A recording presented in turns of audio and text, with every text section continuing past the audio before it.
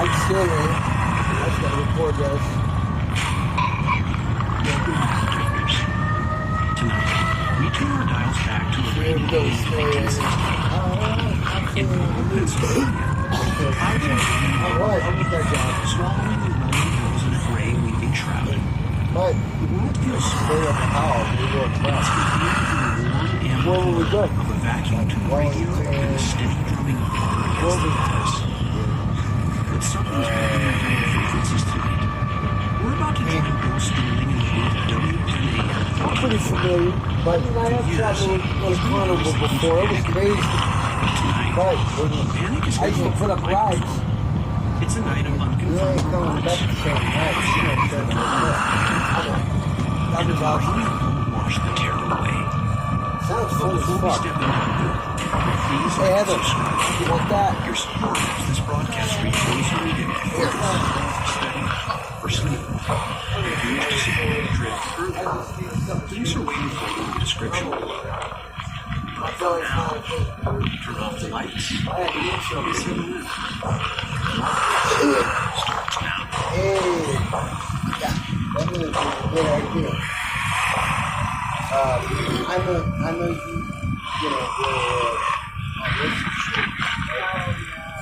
You're listening to WPNAF 1340. I'm Bill Sterling. If you're just tuning in, stay where you are. I'm going to review this insurance she wouldn't mind doing that. It's cooking. Civil defense You authorities got are to do urging it every in member fucking of Delaware night. County and Evans They got City to to film. remain indoors. Oh, that's all you gotta do is point it And out. on your first nights, I'll do that all day. I'll we've been getting really work a that time. lot of reports here at the station. I'd feel better about myself. Trespassing. Others are accidents. No, I do is a disability check, and I don't even have a lot of no money. All I gotta do is pay that I Emergency cruiser They do that. Reports are coming in. It's very bad. We're there using disorientation. Private property.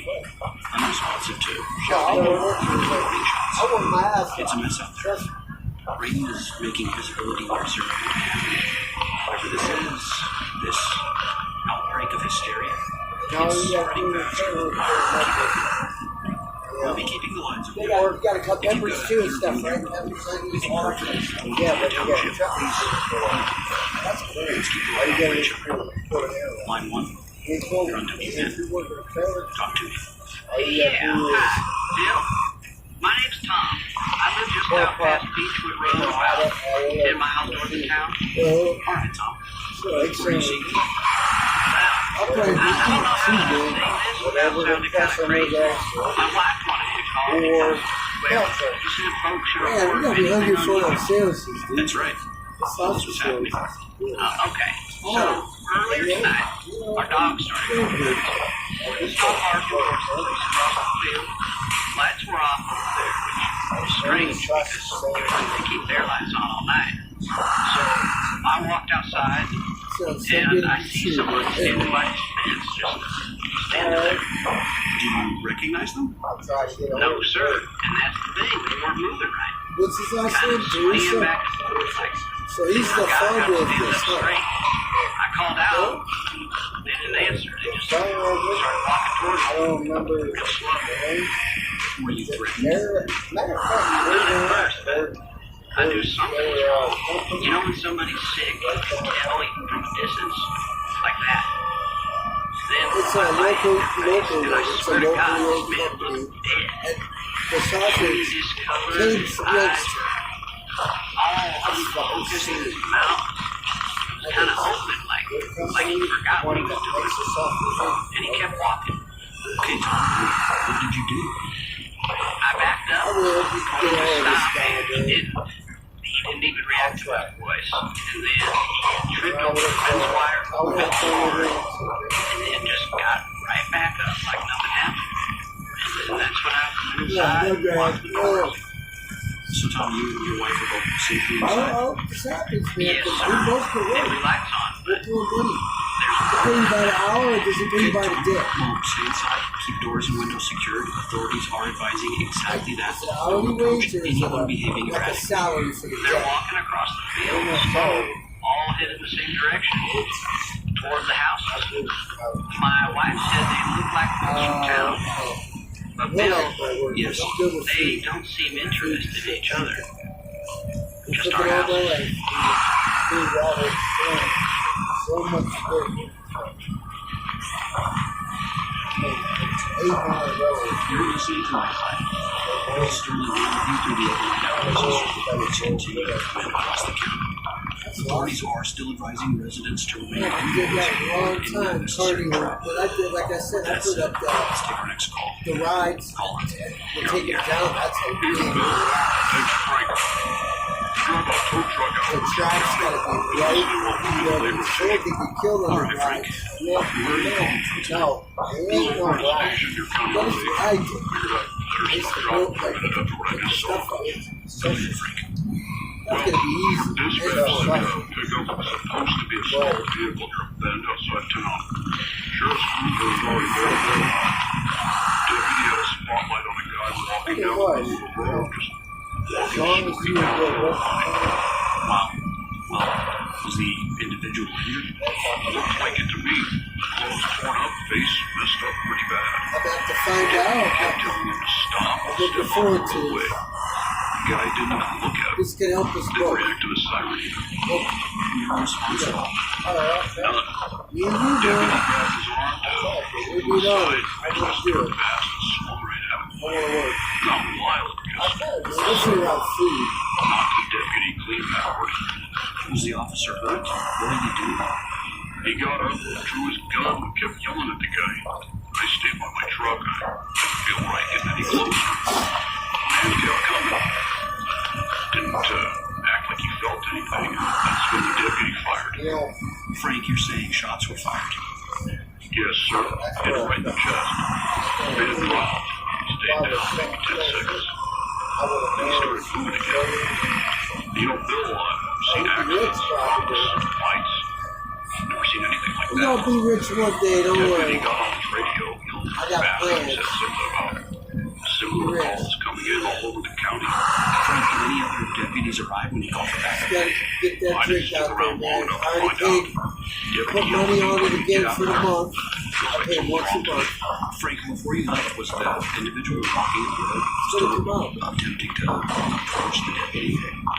Yes, sir. Slow. Steady. Pay for it. Like he had only one thing in his mind. Yeah, And what do you think that was, Frank? I couldn't say. buying stuff like food or beer, for example. Well, that's Yeah, understandable. I Frank, get I that. appreciate you calling us in. For listeners keeping track But now, the hotel, that's perfect. individuals who appear Cool stuff. usually resistant to pain and non-responsive to any kind of verbal engagement. Oh, Again, there has been no official confirmation regarding the nature of these incidents. Frank, are you heading home now, sir? well, Yes, sir. look forward to I'm it. not answering any more tonight. We'll do We're it. toast. Probably a wise decision. Would I have to meet the guy Thanks for calling in first? and sharing with everyone what you witnessed. Drive safe. Oh, okay. Thanks.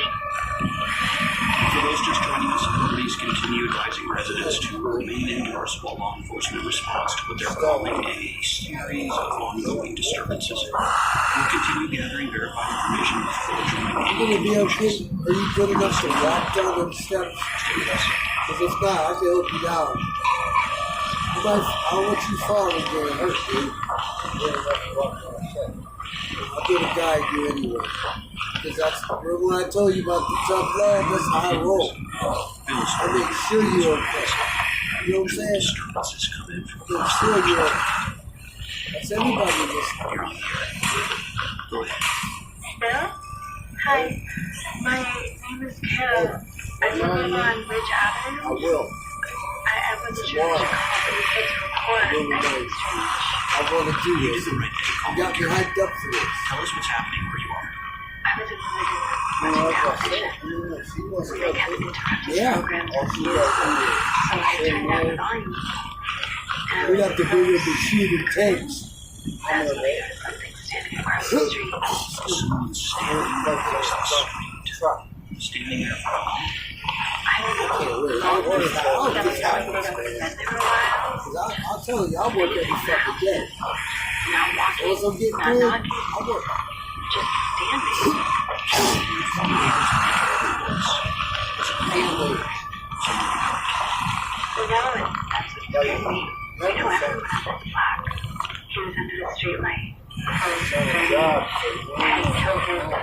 to one side. I thought maybe he I don't was care. out.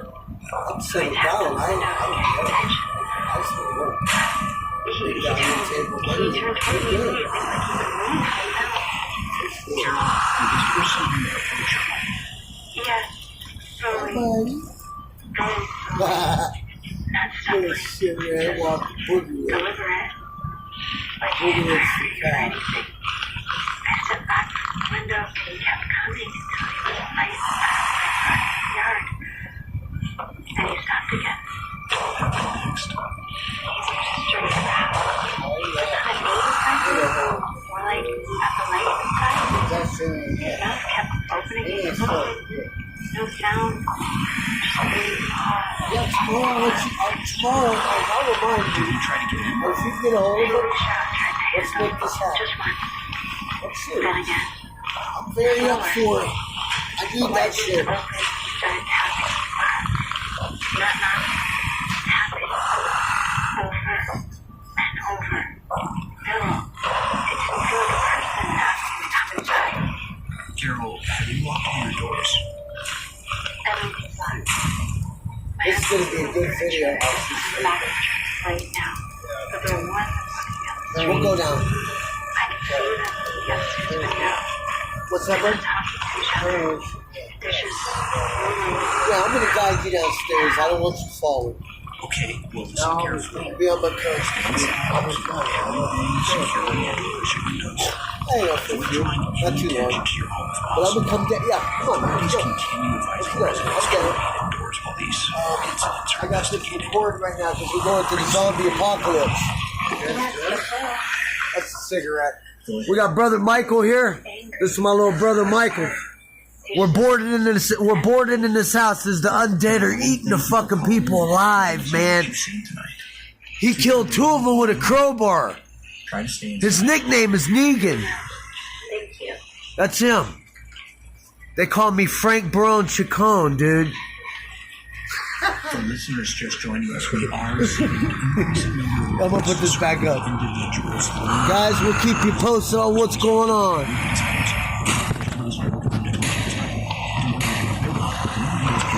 All right, let's get out of here.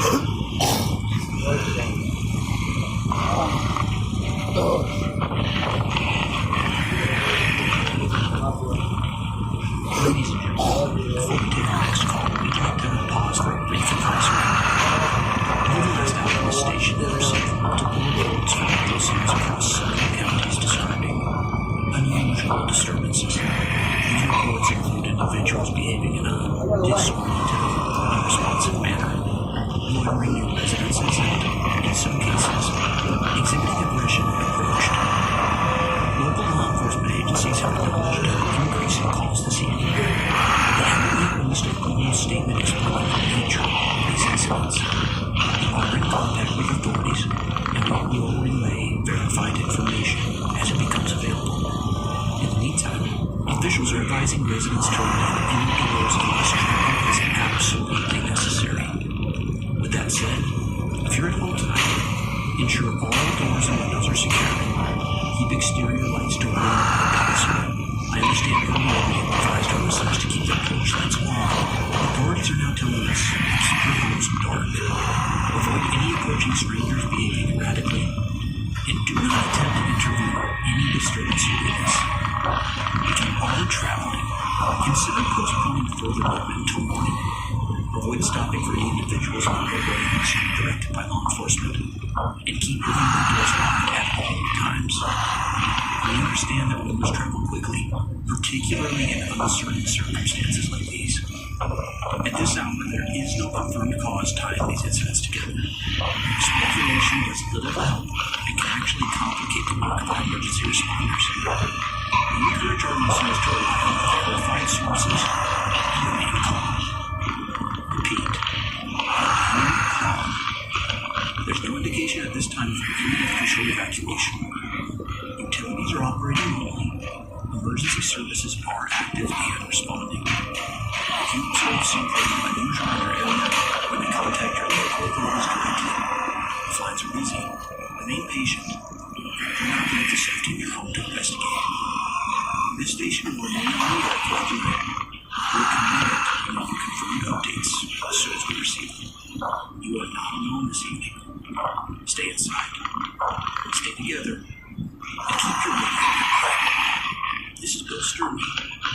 You're listening to me, Glenn.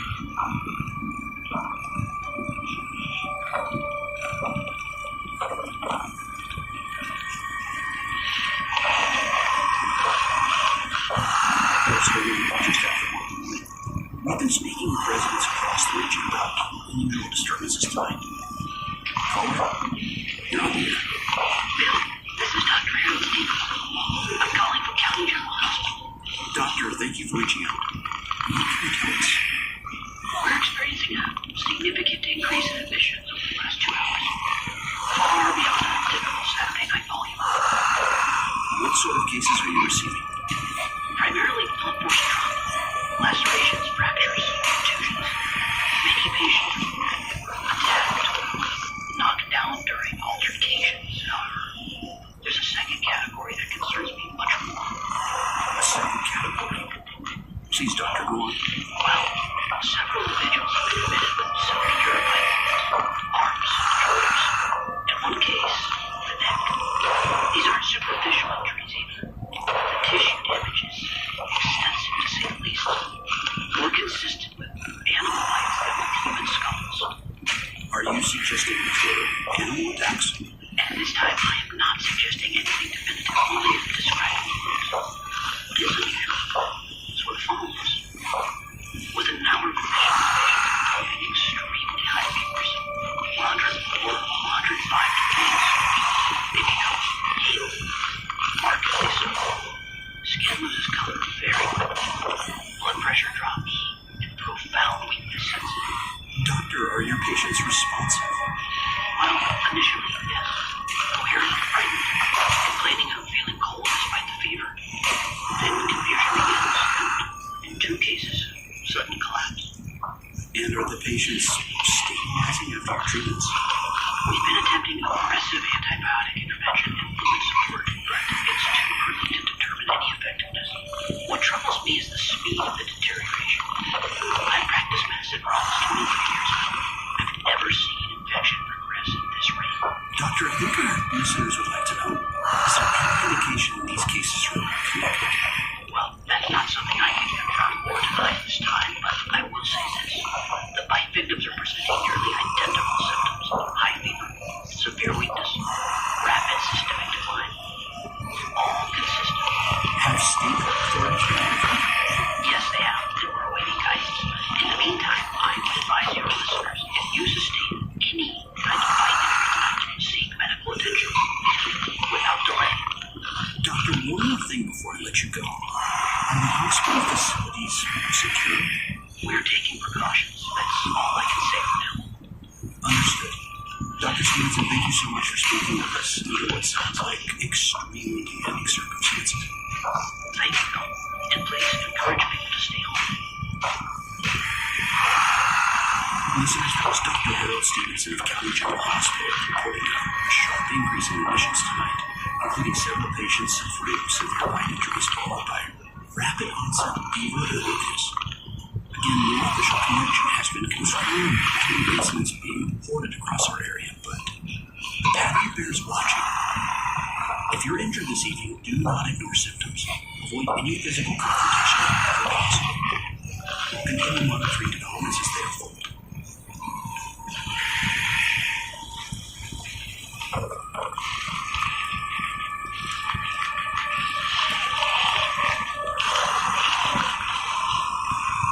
Listeners, it's just we received a bulletin from state authorities via regional wire service. I want to read this carefully. Officials are confirming multiple counties across the state are reporting what they're describing as widespread violent disturbances involving individuals exhibiting extreme unresponsiveness to pain. Law enforcement agencies in at least 5 jurisdictions have requested additional manpower. State police are advising all residents to remain inside their homes until further notice. In a related update, medical facilities in several districts have reported unexpected post-mortem movement in at least 2 deceased patients admitted this evening. I'm going to repeat that. Hospitals are reporting movement in patients who were previously pronounced deceased. No further explanation has been provided at this time. State officials are urging the public not to panic and are emphasizing investigations are ongoing. Additionally, we're hearing preliminary confirmation that emergency crews are being advised to secure heavy measures when responding to violent encounters. That guidance has not yet been formally explained. Again, no confirmed cause has been announced. There's been no declaration of martial law, and utilities remain operational. But the scope of these disturbances appears broader than initially reported. If you're still listening to this broadcast, stay indoors. Do not approach without strangers. And avoid any unnecessary contact until authorities can clarify what we're dealing with tonight. We'll continue monitoring the wire for updates as they arrive. This is Bill Sterling. You're listening to Nightlight.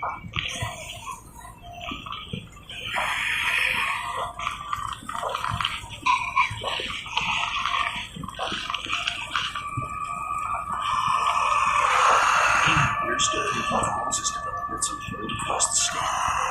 And we do have another caller. Caller? Bill, this is Edward Mallory. I operate Mallory's Son's Funeral Chapel on West Broad. Mr. Mallory, thank you for calling.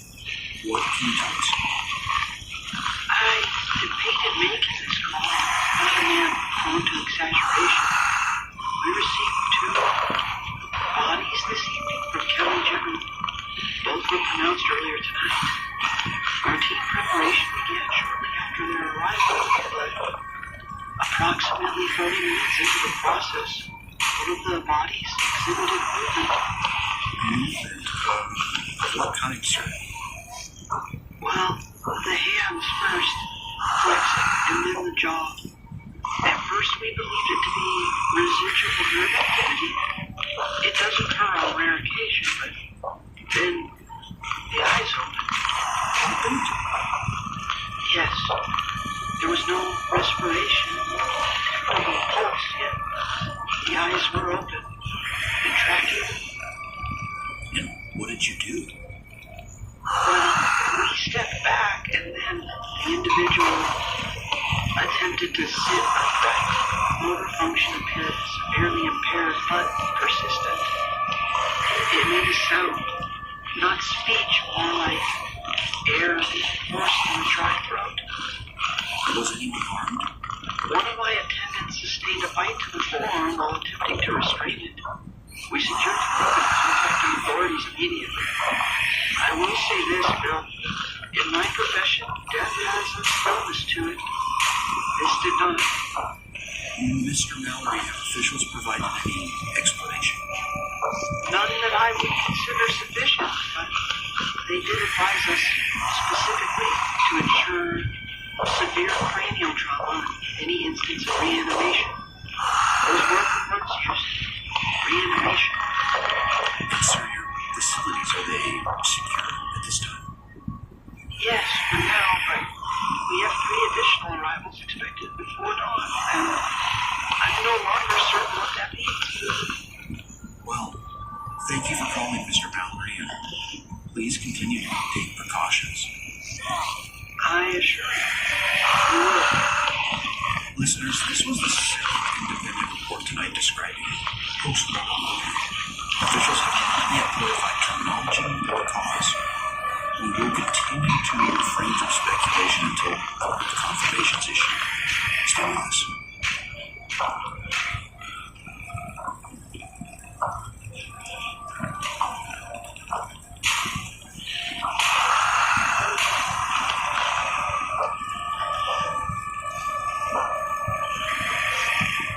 Bill Sterling speaking. Caller, you're on the air. This is Deputy Cole, Mercer County Sheriff's Office. Deputy, we appreciate you calling. What have you encountered out there tonight? We responded to a disturbance calls in the last hour. Individuals reported injured, attacking residents, ignoring commands. We've attempted standard force protocols and they were ineffective. Ineffective how? Torso shots did not stop forward movement. Repeatedly. In 2 confirmed instances, subjects continued advancing after sustaining ultimately fatal wounds. Deputy, what did stop them? Cranial impact, direct trauma to the head. When the brain is destroyed, movement ceases immediately. You're certain of this? Yes, sir. We've relayed updated guidance to all responding units. We'll have close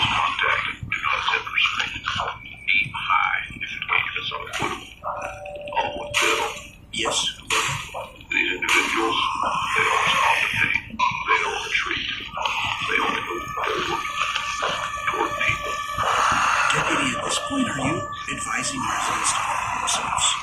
I'm advising residents to remain inside and let law enforcement handle it.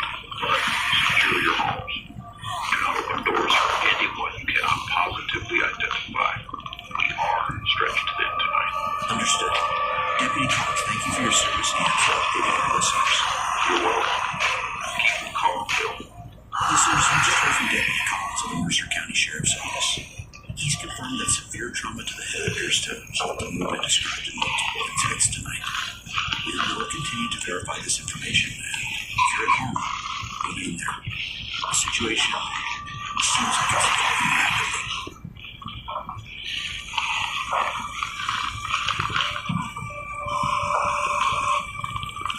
Listeners, we've just received an official statement transmitted via state emergency wire.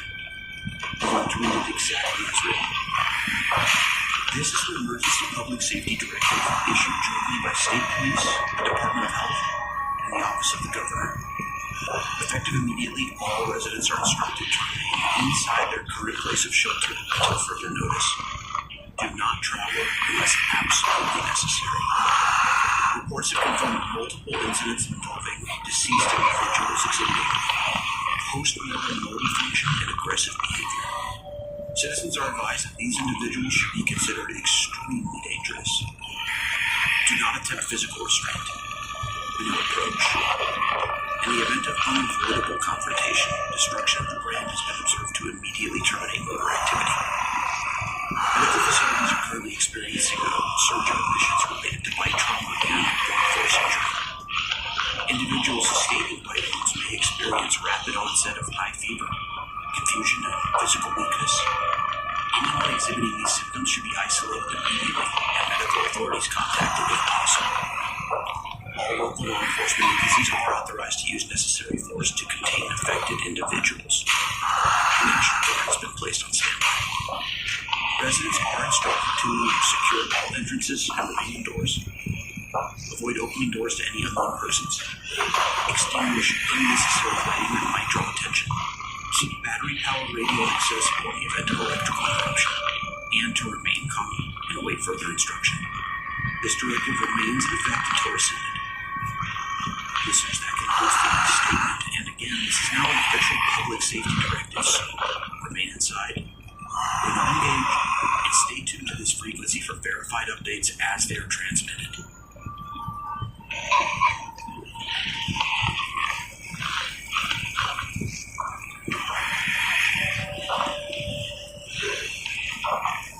Bill Sterling speaking. Caller, you're on the air. Bill, my name's Mark. I don't have much time. All right, Mark. Go ahead. My boy was spent earlier tonight. While we knew what was happening, we thought it was just a fight. Some man staggering up the street grabbed him while we were trying to get back inside. We pulled him away, locked the house up, and didn't think much of it at first. Mark, where was he bitten? He's still there. It didn't look too bad. Broke the skin. We cleaned it, wrapped it, and he was fine for about an hour. And then he said he felt cold. Bill, it's hot in this house. I've got the furnace running, but he keeps saying he's freezing. Has his temperature been checked? Yes, sir. It climbed fast. 103, and then 104. He's pale now. Really pale. Weak. He can barely lift his head. Mark, is he conscious? He was. He's drifting in and out. He keeps asking why the lights are on, but they aren't. They're on. Every room. And sir, have you contacted medical services? Lines are busy. We've tried twice. I don't want to take him out there. Not after that announcement you just put out. That's probably wise. Is anyone else in your home? My wife, she's upstairs with her daughter, but she doesn't want to come down anymore. And Bill, Go ahead. he just tried to sit up. He shouldn't have the strength, but he did. His eyes were open. And I swear to God, he looked at me like he didn't even know who I am. He just stared at me. Mark, listen. If his behavior changes, you should keep your distance. Don't place yourself at risk.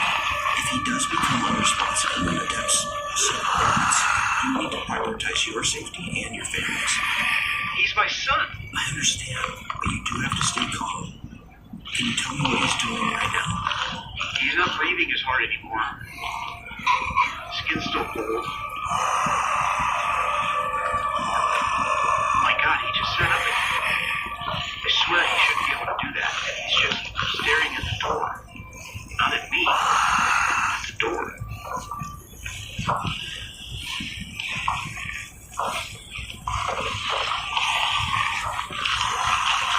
Nightlight. Caller, you're on the air. Bill, my name is Rebecca. I need to report something. Go ahead, Rebecca. About 20 minutes ago, someone tried to force their way into my house. Back door. They didn't knock, they just pushed. I thought someone was trying to break in because of everything happening tonight, so I grabbed my husband's old revolver. Were you alone? Yes, and I shouted that I'm armed. I didn't get an answer, but the door kept moving against the frame, so I fired. Twice. The pushing stopped. I waited, and I didn't hear any footsteps running away, so I looked out my kitchen window, and he was on the ground, not moving. Did you contact the police? I tried, but I was busy, so I stayed by the window, and after a minute, he moved. Not like someone hurt, like someone getting up from a nap. Slow and stiff, but he stood back up. Rebecca, were you able to see his face? Not clearly, it was dark, but the porch light caught his hand when he grabbed the railing, and I saw the ring. It was silver with a thick band and a small square black stone. My brother wore that ring every day. Every day since he was 18. We buried him with that ring on last November. And you're certain it was the same ring? There's a chip on the corner of the stone. It's so tiny he dropped it while working on his truck, and it was there. I saw it. I tried the door again after that. He never said anything. He just kept pushing. What did you do? I remembered what that deputy said about the head, so he stepped back into the light again. I aimed higher. He didn't get back up that time. Rebecca, are you secure now? Are you safe? Yes. I locked everything. But Bill, that was my brother's ring. I watched them lower him into the ground. Rebecca, stay inside your home. Don't approach the body. I'm sure authorities will respond when they're able. Hey, you did what you needed to do to remain safe. Thank you for calling me. Thank you for telling us what you saw. I didn't think it could be him. I still don't think it is. Listeners, if you've recently lost someone and you encounter an individual that looks like them tonight, don't let familiarity override caution. What we're witnessing doesn't appear to follow the rules as we once understood them. Remain indoors, secure your homes, and don't open the doors to anyone you cannot positively identify, regardless of who you believe them to be.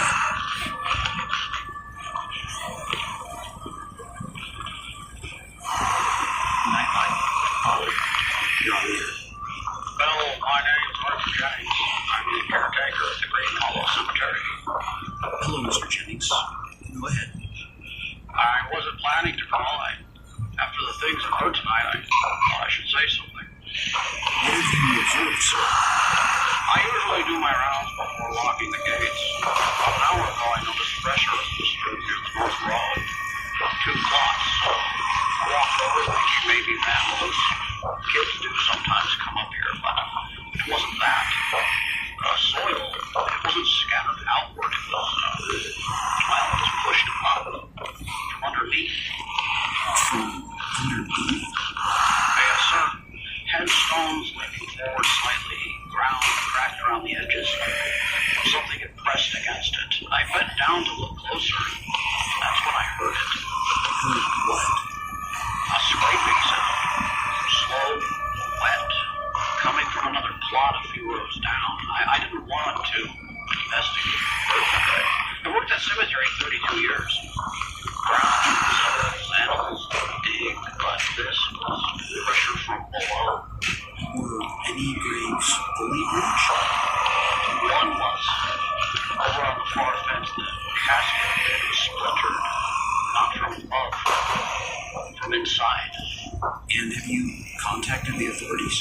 Yes, a deputy They told me they logged the report, told me to go home and stay there, so I locked the gates. But Bill, Yes. there were footprints. Not coming in, going out. Bare feet. Dragging toward the road. Mr. Jennings, are you safe now? Yes, I am. But I'll tell you something I've never thought to say before. You buried someone recently. You might not want to visit them anytime soon. Mr. Jennings, thank you for reporting what you've witnessed. Listeners, you just heard from Arthur Jennings, caretaker of the Green Hollow Cemetery, describing disturbed graves and outward tracks from the grounds. Listeners, if you live near cemetery property, remain indoors. Don't investigate unusual sounds or any ground disturbances. Law enforcement has been notified of multiple similar reports. Once again, stay inside and lock your doors.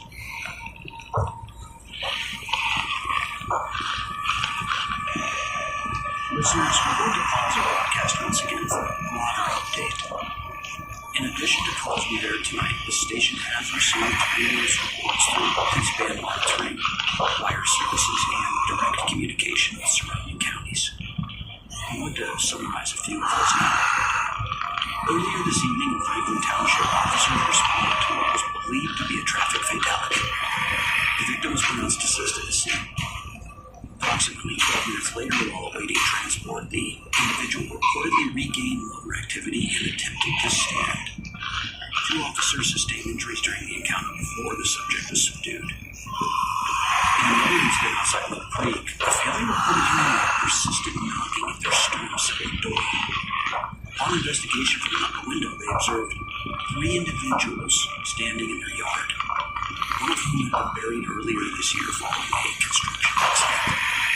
The figures reportedly made no verbal communication apart. They repeatedly approached illuminated windows. And just before midnight, state troopers responded to a farmhouse fire discovering multiple bodies inside the residence. According to early reports, at least 2 of these bodies were later observed moving despite catastrophic injury. These accounts are consistent in one disturbing respect. Individuals were confirmed deceased and then exhibited a nude movement. Authorities have not yet released a definitive scientific explanation. However, there is a developing theory.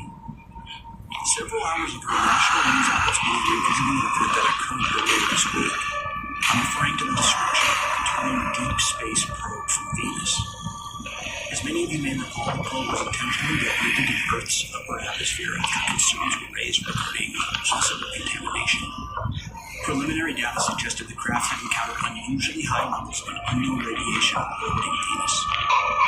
In televised interviews earlier tonight, several scientists speculated, cautiously, an atmospheric dispersal of that radiation may have interacted with recently deceased human tissue in an unforeseen manner. To be clear, not all experts agree with this hypothesis. Some researchers argue there is insufficient evidence linking the probe to current events. Others contend the timing is too coincidental to dismiss. What is known is this: the disturbances began shortly after the probe's destruction. Reports of post-mortem motor activity followed within hours. Whether the radiation acted as a catalyst or whether another cause remains undiscovered has not yet been determined. But many within the scientific community are privately acknowledging the possibility once confined only to theory. Their recently deceased human bodies are being reactivated, not restored to life as we understand it, but animated. Without higher reasoning, without recognizable consciousness, driven by impulses we're only beginning to document. State officials have neither confirmed nor denied the radiation theory.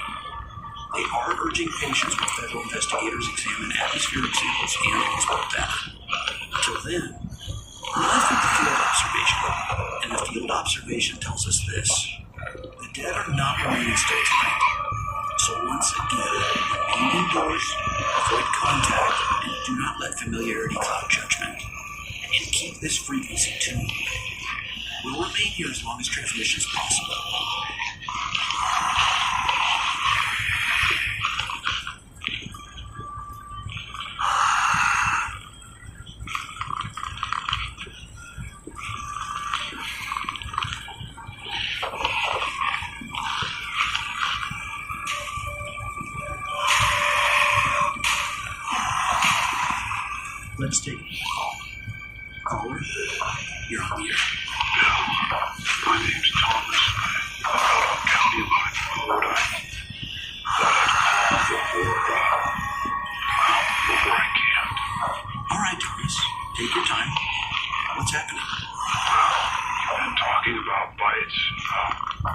fevers, what comes after. Figured I'd confirm it for you. My wife did me about 3 hours ago. She'd been feeling poorly all evening. Cold, pale, didn't want to turn the lights on. Collapsed around 10. Stopped breathing around 10:15, so I sat in the bed. I didn't think much about what the radio and the news was saying yet. She sat up. Thomas, were you injured when this happened? When I tried to calm her, she grabbed the back of my neck and her teeth sank in deep. It didn't feel like anger, just instinct. I got free, I locked her in the bathroom, and after that, I've been sitting here in the kitchen ever since, just having a bottle of whiskey and listening to you. Have you developed any symptoms? Started about an hour ago. Fever came fast. I thought the alcohol might help. It didn't. Skin's cooled down. Even though I'm sweating, my hands are shaking. It's hard to look calm. Are you alone in the house now? Yes. We never had children. No neighbors close enough to matter. Just me. Thomas, for now, I think it's best if you keep distance from anybody else. If you start to feel disoriented or... Already there, Bill. Moon keeps dimming, lights aren't changing, but everything looks farther away. You said it earlier, high fever. Weakness. That's about right. Though I don't want to hurt anyone. I locked the front door, the back door too. I took my key and I threw them out into the yard. Figured, maybe that'll buy time. Thomas, listen very carefully. If you're beginning to lose awareness, put the phone down and maybe move somewhere contained. Try to keep barriers between yourself and any exits. I'm already sitting against the pantry door. The camera next to me, just in case. Well, just in case I change my mind. You ever think about how quick it all goes? 40 years already. Then you're listening to a radio, waiting for you to stop being you. Thomas, Think the fever might have just broke. All at once. Is that normal? based on other reports tonight, yes. Cold now. Real cold. Hard to feel my hands. I gotta go.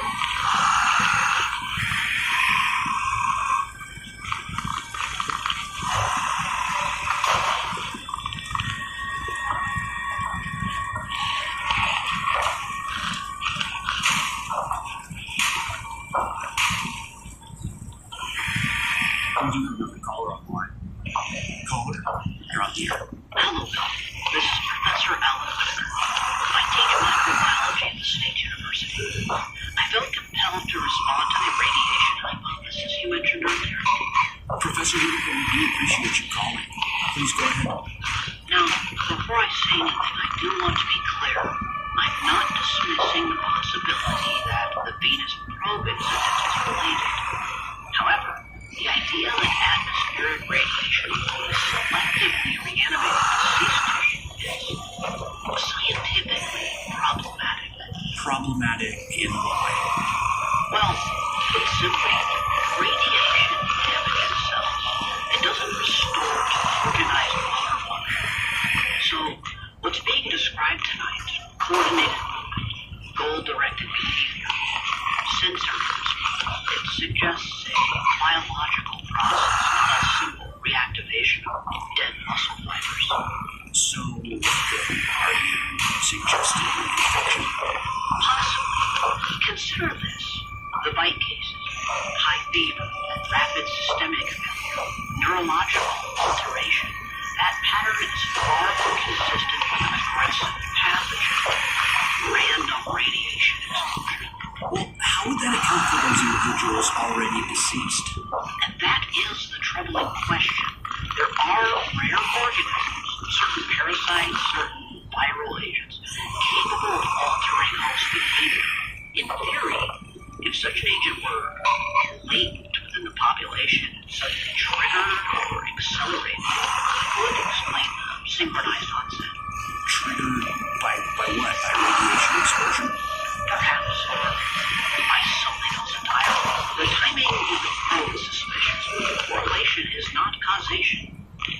agree that the radiation theory provides psychological comfort. It gives the public a single agent to blame. But this is like polio's origin. It could already be widespread. Professor, are you implying everyone could be infected? No, I'm simply implying we do not yet understand the mechanism, and that uncertainty is more dangerous than any single theory. What would you advise our listeners to do? For now, avoid exposure to bodily fluids, isolate by victims. Do not assume the phenomenon is limited to those recently injured. If this is systemic, it may not require burial to manifest. And Bill, I do have colleagues in at least 3 other states reporting similar events, so this is not regional. Understood. And Professor Whitaker, thank you for offering a measured perspective during what's clearly a developing crisis. Don't go wrong about the scale. And I know. Listeners, that was Professor Alan Whitaker of State University urging caution regarding the prevailing radiation hypothesis and suggesting a possible biological mechanism instead. Tonight, we're hearing competing explanations for the same terrifying observations. Radiation from a returned space probe, an unknown infectious agent, or perhaps something we haven't yet named. What remains constant is the behavior described in every report. The dead are moving, and the living are becoming vulnerable through contact. We will continue to bring you informed perspectives as they become available. Stay indoors, stay vigilant. This is Nightline.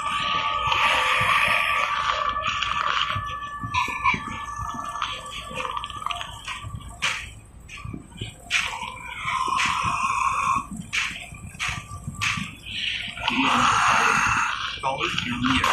Talk to me. Yeah, Bill. I heard that professor earlier talking about microbes, radiation, mechanisms. He thinks this is some diagram on a chalkboard. Science can't explain this. Sir, we're presenting all available perspectives. No, you're dressing it up. You're trying to make it vanity. There's no lab report of what's happening. This is the end of times, and we've earned it. Well, sir, that's your interpretation. Tell me, what are you seeing out here? I'm in my house. I'm watching out the window. 6 of them are moving down the block. Slow, quiet. And you know what they're not doing? They're not fighting each other. They're not confused. They haven't argued. They don't compete. One just walked straight into another and kept going. No reaction. Like they're even aware of their own kind. They only react when someone living makes noise. A dog barked 2 houses down. Every one of them turned at once. Not towards each other, toward the house. Well, sir, I think you should turn off your lights, stay indoors. I'm not afraid of them. Why would I be? They're not interested in me unless I make myself known to them. They're not angry. That's the part the professor Paul doesn't understand. There's no range in it.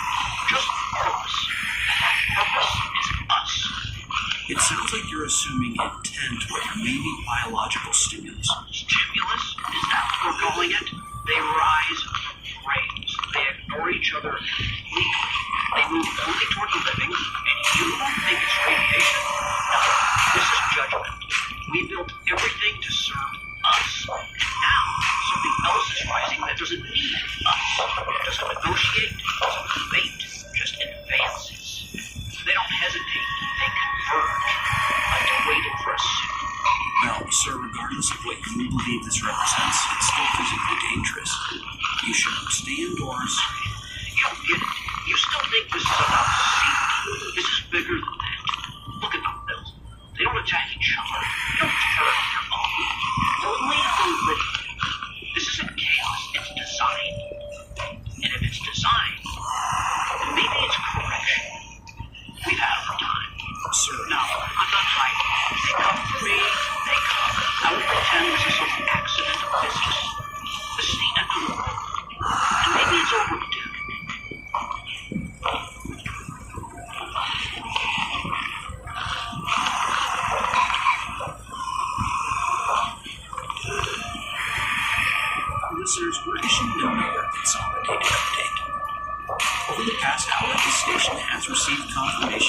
multiple law enforcement channels and statewide services regarding escalating containment efforts. Before we outline those measures, I do need to summarize additional verified reports. Deputies in Lincoln County responded to repeated emergency calls from rural residents. Upon arrival, officers discovered 3 individuals attempting to force entry into a farmhouse. All 3 had previously been pronounced deceased early this evening following separate incidents. According to field reports, standard engagement procedures were ineffective. Movement ceased only after direct cranial trauma was administered. Officers on scene have described the behavior as single-minded and unresponsive to negotiation. In a separate case outside Oakfield, highway patrol units encountered a stalled school bus blocking a secondary road. The driver, declared deceased at the scene of an earlier collision, was later observed walking along the shoulder of the highway. Several motorists who stopped to assist were injured, and the individual approached without warning. Again, movement reportedly stopped only after destruction of the brain. These accounts are consistent with what we've heard throughout the night. Now, to containment measures. State police have confirmed that organized posses are being formed in coordination with county sheriffs. These groups consist of trained law enforcement officers accompanied by vetted civilian volunteers familiar with rural terrain. Their objective is to sweep affected areas at first light, neutralize active threats, and secure residential zones. Let me emphasize, these posses are operating under official authority. Citizens are strongly discouraged from forming independent armed groups without direct coordination from law enforcement. Untrained confrontation increases risk. Officers report that affected individuals do not respond to verbal commands, do not retreat under typical force, and do not display aggression toward one another. Their behavior appears directed solely toward living persons and illuminated structures. As a result, residents are urged to remain indoors, avoid drawing unnecessary attention through light or noise, and do not attempt to retrieve bodies from outdoor property. Do not investigate disturbances in fields, cemeteries, or roadways. Law enforcement has further advised that emergency response times may be significantly delayed due to call volume. If you are injured, isolate immediately. The situation remains fluid, but there are organized efforts underway to contain it. We will continue relaying verified developments as they're transmitted to us. This is Bill Sterling. Stay inside, stay quiet, and stay with me.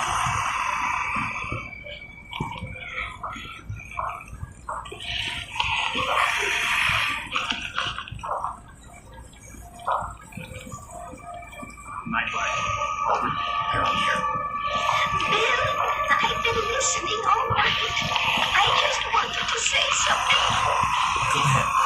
Well, keep telling people to turn off their lights. I'm not doing that. May I ask why? Because I refuse to sit in the dark.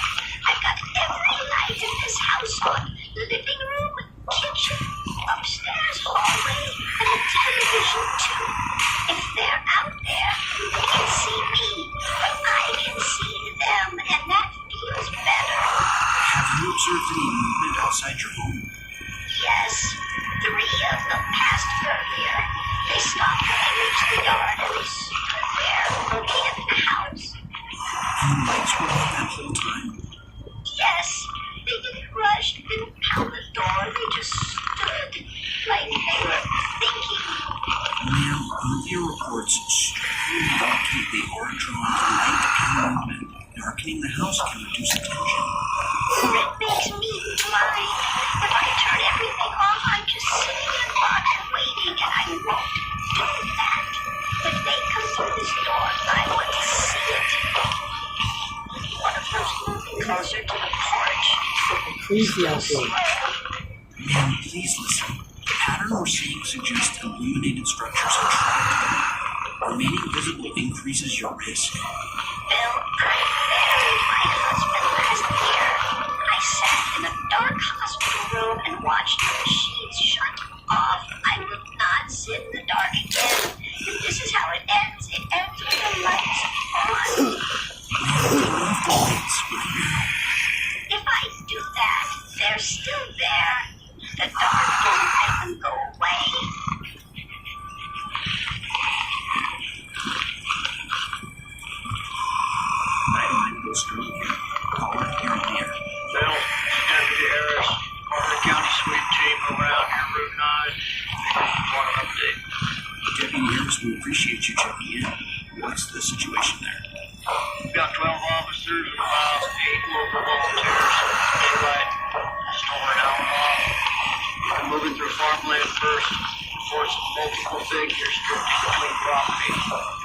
engaged. 3.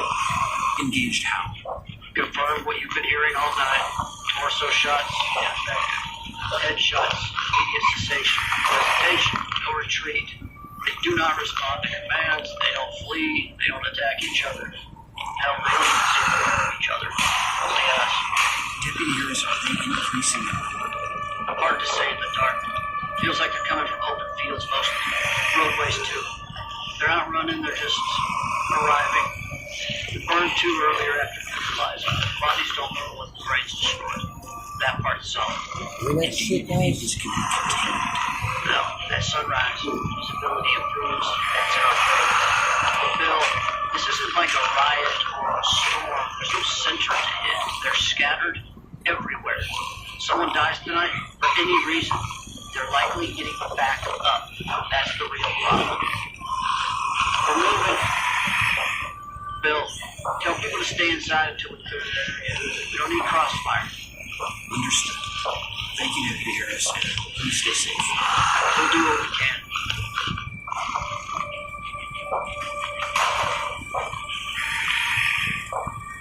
Listeners, it is approaching dawn. Throughout tonight, we've heard from doctors, deputies, caretakers, professors, frightened family members, and those who chose to stand in the open and watch. We've heard competing explanations. Radiation from a returned space probe, an unknown pathogen, something older than science. And perhaps in time the cause will be named, but for now, the effect is already undeniable. The dead are rising. They don't crawl among themselves, they don't hesitate, they don't tire. They all move toward the living. Law enforcement and organized SWAT teams are preparing to move at first light. Cranial destruction is more than effective at halting movement. Fire appears to ensure finality. Medical facilities remain overwhelmed. Emergency lines remain saturated. This is not hysteria, it's not rumor, it's not isolated. It is happening. And yet, there is order forming. Posses, perimeters being drawn, homes going dark, neighbors barricading together. Even now, as some structures fall silent, others endure. Dawn will not cure what's begun, but it will reveal it. If you're hearing this, remain inside until the door is clear. Extinguish unnecessary lights. Avoid all contact. And remember this: panic spreads faster than any infection. Calm is your ally. We will remain on this frequency for as long as transmission is possible. If this is the longest night in memory, morning is still coming. This has been Sterling. You've been listening to Nightcap. Stay inside, stay quiet, and stay alive.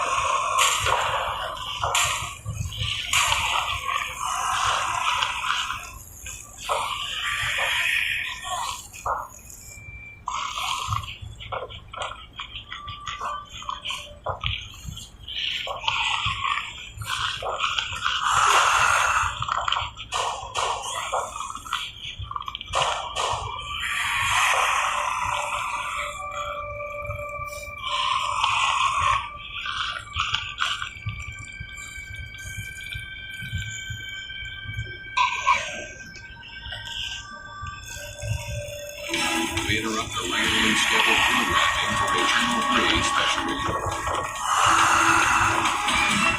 Good evening. I'm David Barrow from the Jonathan Shaw assignment.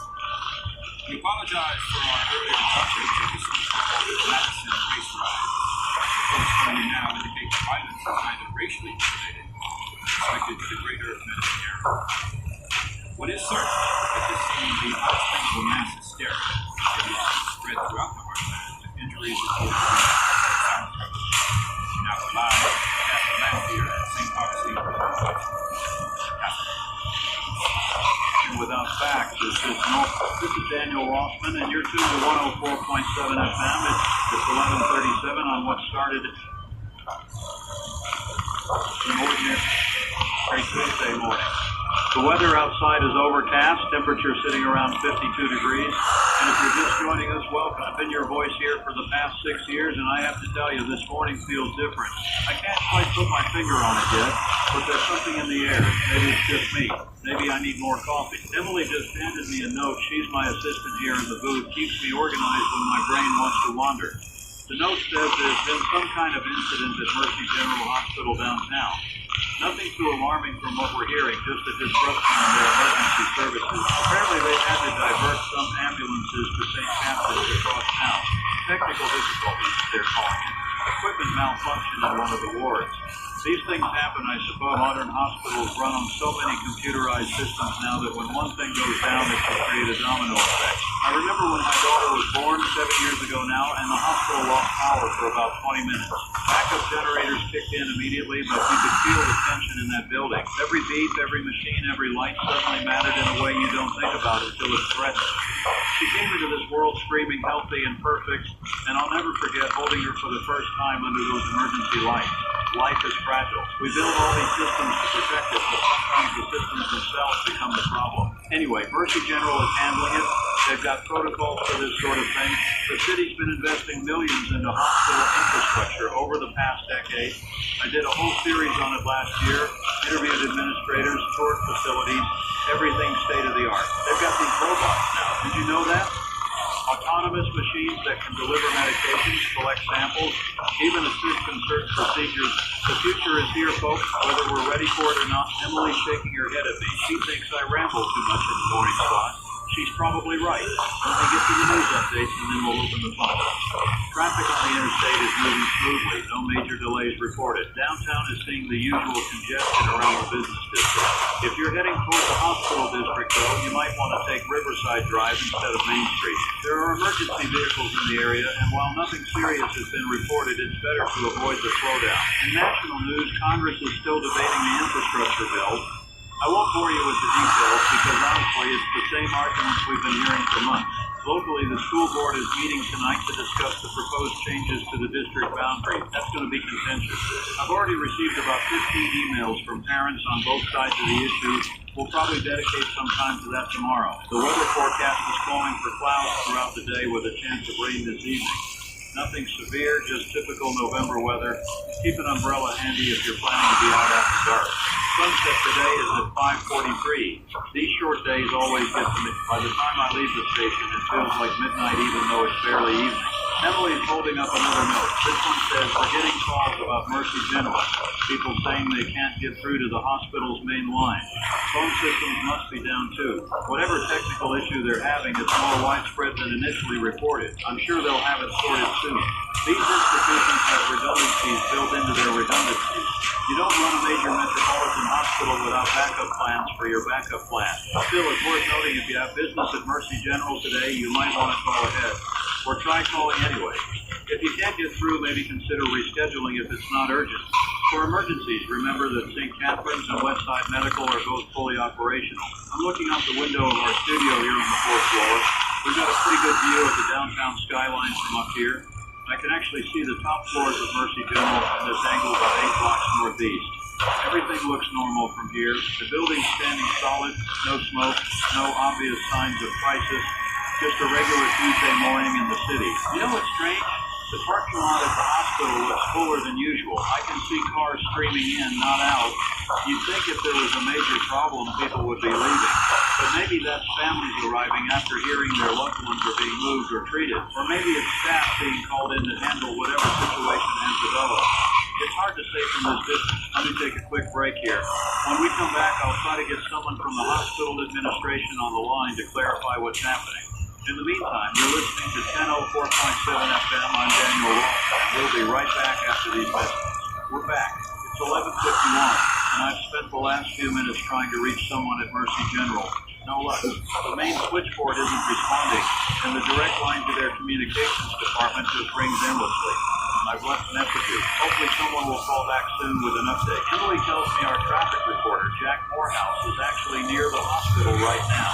He's not on air yet, but he's texted to say there's definitely something unusual happening. Police have established a perimeter about 2 blocks from the main entrance. Not a full closure, but they're controlling traffic flow.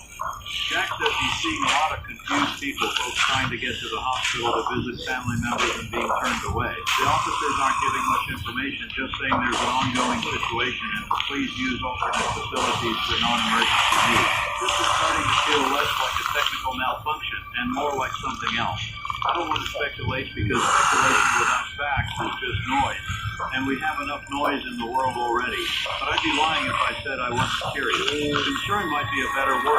When hospitals start turning people away and police establish perimeters, it usually means something more serious than a server going down. I'm going to be transparent with you because that's always been my philosophy on this show. I don't know what's happening at Mercy General. I don't have information beyond what I've shared. But I'm working on getting answers. And as soon as I know something concrete, you'll know it too. That's the deal we have, you and me. I don't feed you speculation or rumor. I give you facts, or I give you my clearly labeled opinion, or I tell you straight up that I don't know. Right now, I don't know. But I'm watching and I'm listening, and I'm trying to find out. Emily just brought me coffee. Black, 2 sugars. She's good like that. Knows when I need the caffeine boost. I can see she's worried too. She's been fielding calls from listeners to a family at Mercy General, and she's having to tell them the same thing I'm telling you. We don't have answers yet. One caller, Emily tells me, said her mother is a nurse on the 4th floor of Mercy General, and she hasn't been able to reach her for the past hour. The nurse's shift started at 7 this morning, and she usually texts her daughter during her first break around 10. No text came. Calls go straight to voicemail. The daughter is sitting in her car about 3 blocks from the hospital, blocked by the police perimeter, and she's terrified. I can't imagine what that feels like. Actually, I can. When my ex-wife was in labor with our daughter, complications developed. For about 45 minutes, I didn't know if either of them would be okay. The doctors rushed in, started using words I didn't understand, and I was just standing there in my ridiculous hospital gown and shoe covers, completely helpless. This feeling of powerlessness when someone you love is beyond your reach, when all you can do is wait and hope and pray if you're the praying type. It's crushed. So to that daughter sitting in her car, and to anyone else out there trying to reach someone at Mercy General, I want you to know I'm doing everything I can to get information. This isn't just a story to me. These are real people, real families, real lives. I take that seriously. The clock says 12:04.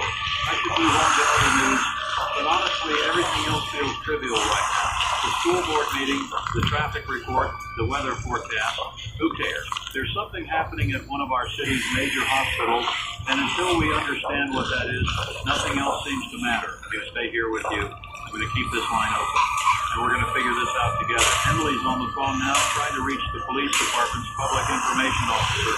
She's persistent, I'll give her that. She's been put on hold 3 times already, but she keeps calling back. Meanwhile, I'm scrolling through social media on my phone, looking for any posts from people at or near the hospital.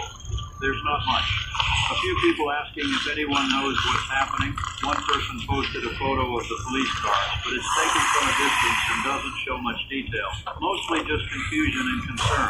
No official statement from the city yet. No press release from the hospital. In this age of instant communication, the silence is deafening. You know what bothers me most? It's not the lack of information itself. It's what the lack of information might mean. In my experience, when authorities go quiet, it's either because they don't know what's happening yet, or they know exactly what's happening and they're trying to figure out how to tell us without causing panic. Either option is comforting. I covered a chemical spill about 4 years ago at one of the plants on the east side of town. For the first 2 hours, nobody official would say anything. Turned out they were trying to determine if the chemical that leaked was toxic, and if so, whether the cloud was spreading toward residential areas. They didn't want to evacuate and cause chaos if it wasn't necessary, but they also didn't want to delay if lives were at risk. In the end, they made the right call.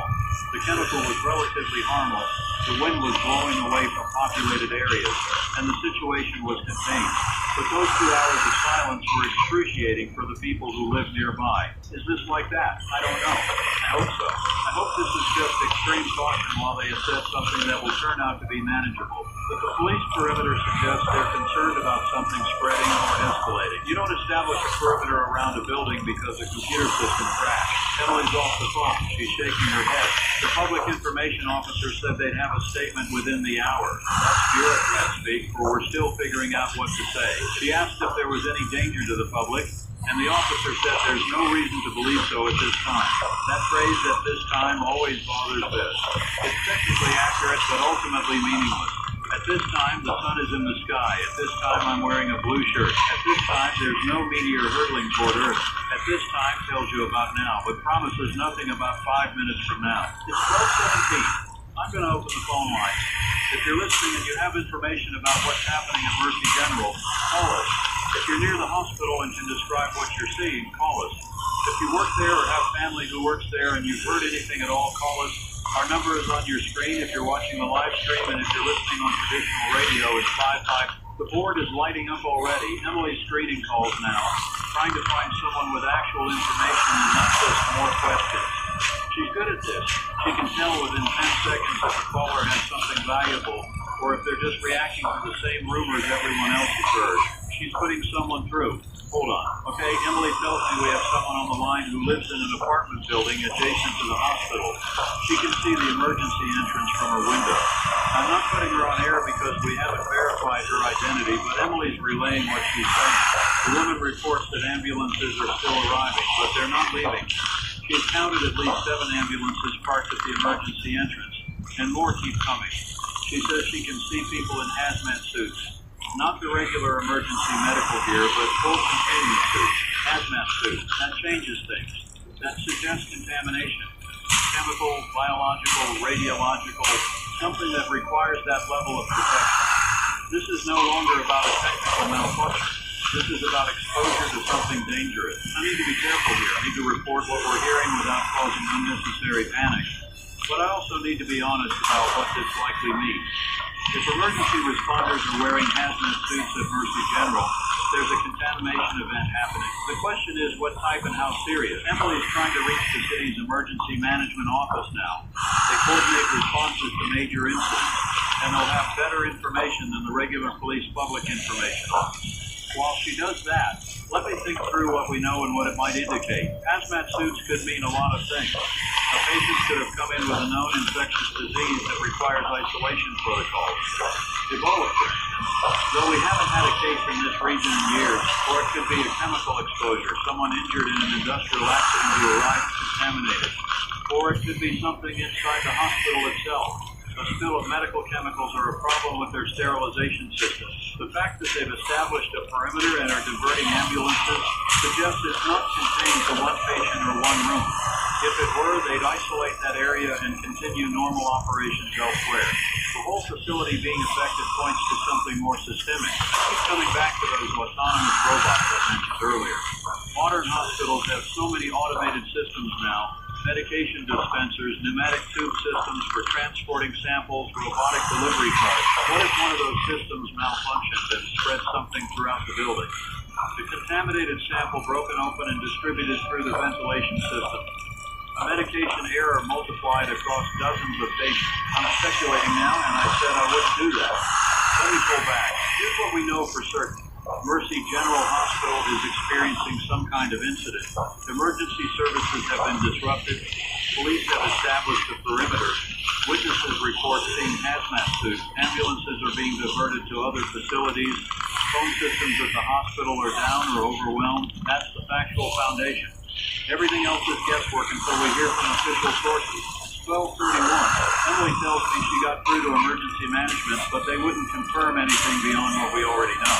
They said a coordinated response is underway and more information will be available. She asked specific specifically about the hazmat suits, and the person on the phone said they couldn't comment on operational details of an ongoing incident. The walls are closing in on this story, and I don't like it. Information wants to be free, as they say, but people in charge of information during crises want to control it. I understand the reason. Say the wrong thing at the wrong time, and you've got mass panic. But say nothing, and people fill the void with fear and imagination, which can be just as dangerous. I'm looking at my computer screen now, pulling up the Mercy General Hospital website. It's still operational. The homepage shows their usual content: visiting hours, directions, physician directories, patient portals, no banner announcing an emergency, no alert message. It's frozen in time, showing the hospital as it was at 11 this morning before whatever happened started happening. Their social media accounts are similarly quiet.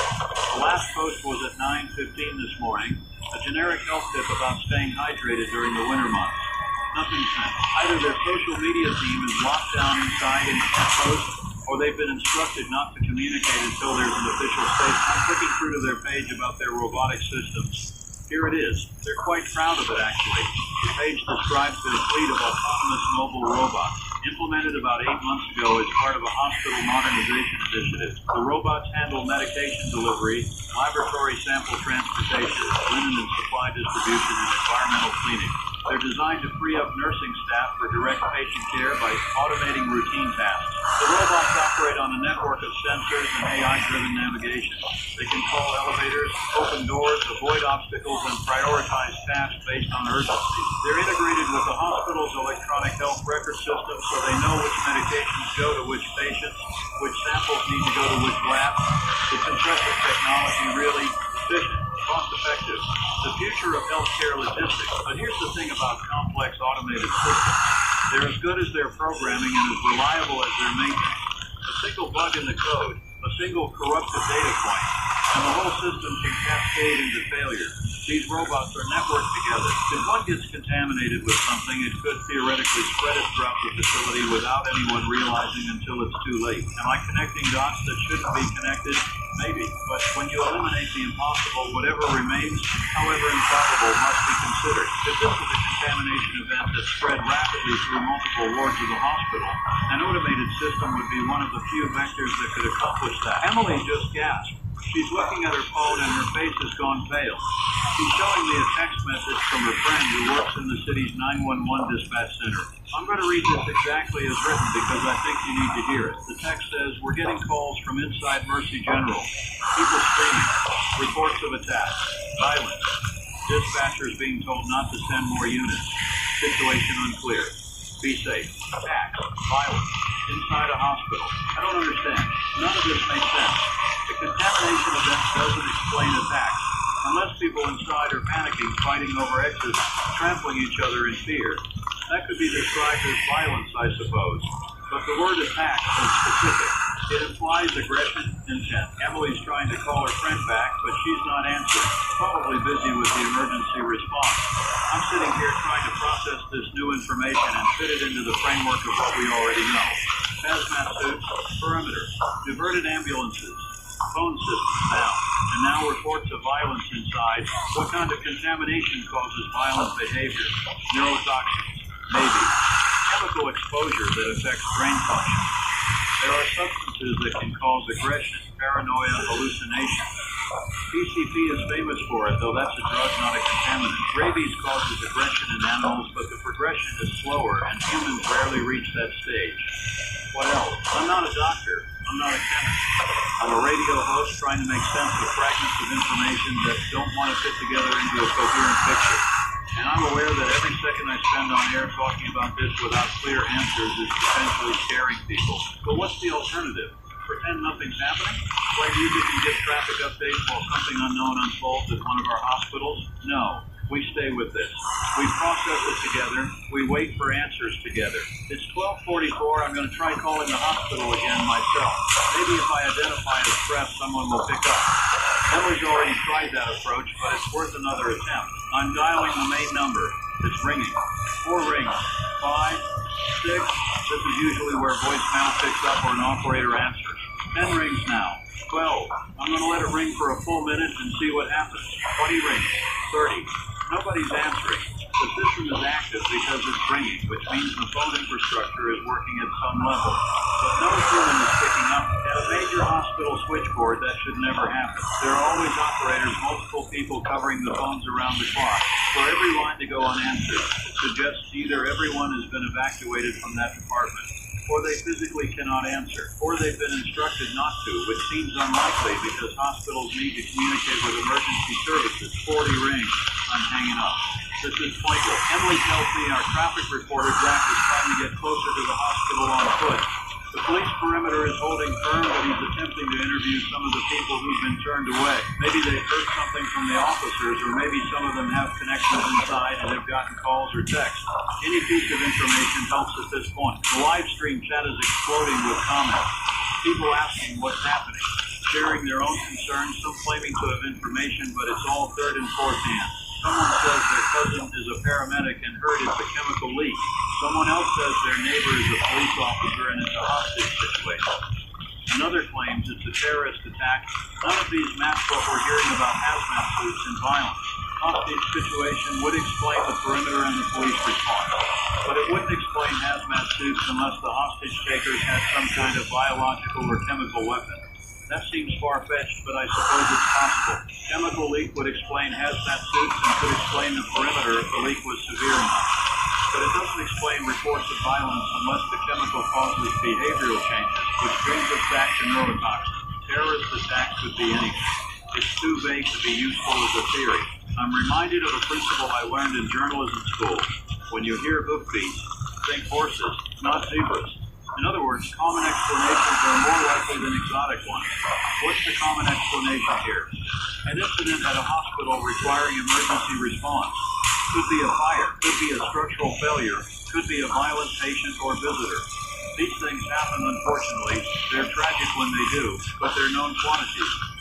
We have procedures for them, but the specific combination of details we're hearing doesn't fit any of the common patterns. It's like hearing hoofbeats, but also seeing stripes. Sometimes zebras are real. It's 1:03.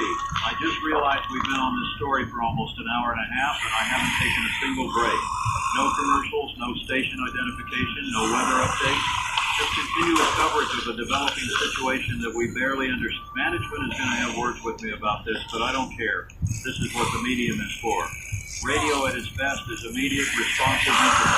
The voice in the dark saying you're not alone, I'm here with you, we'll get through this together. And right now, people need that. I can feel it. The calls we're getting, the messages Emily's screening, the comments on the live stream, people are scared and confused, and they're turning to us for answers we don't have. But at least we can acknowledge their fear. At least we can say, yes, something strange is happening, and we don't understand it yet either. And that's okay. Uncertainty is uncomfortable, but it's not catastrophic. Not yet. Emily's holding up her phone. Jack sent photos. She's showing them to me. The first image shows the police perimeter from Jack's perspective, about 2 blocks from the hospital entrance. There are at least a dozen police vehicles, cruisers and SUVs, parked at angles to block the street. Officers in regular uniforms are standing behind the vehicles, not actively doing anything, just maintaining the line. Several people are visible in the background, presumably folks who've been turned away, some talking to officers, some just standing there looking confused or worried. The second photo is more interesting. It's zoomed in on the hospital building itself, and you can see the emergency entrance. There are definitely people in hazmat suits moving around, 4 of them visible in this shot.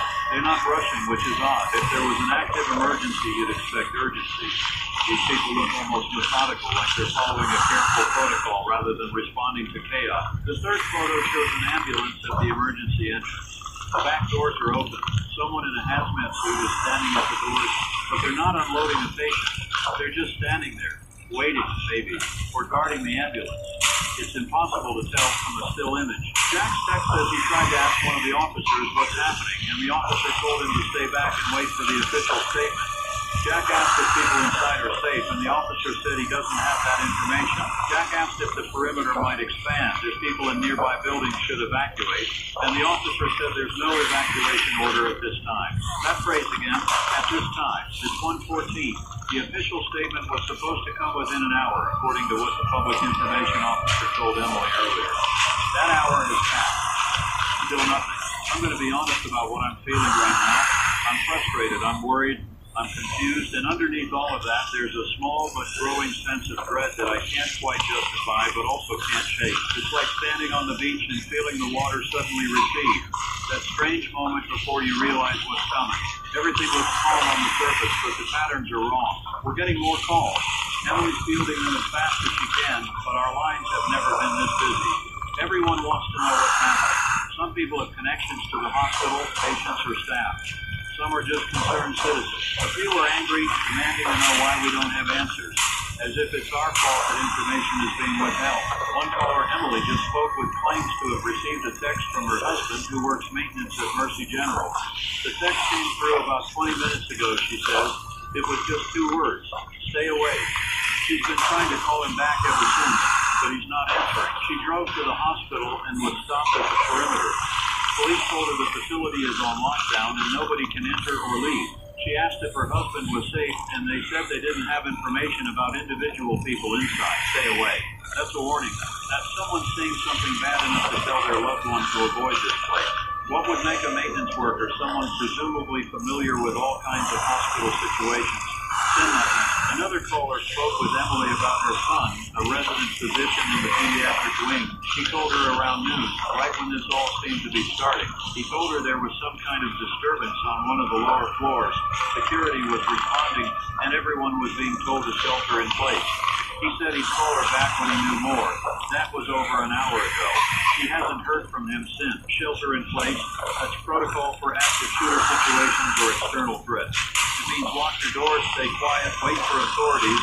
It's not protocol for chemical leaks or equipment malfunction. This supports the theory that there's a direct threat inside the building, something or someone dangerous, but hazmat suits don't fit that narrative. You don't wear biohazard protection for an active shooter, unless the shooter has some kind of biological weapon, but that's getting into terrorism territory. And while it's possible, it seems unlikely. Our city isn't a major target. We're medium-sized, Midwestern, not particularly strategic or symbolic.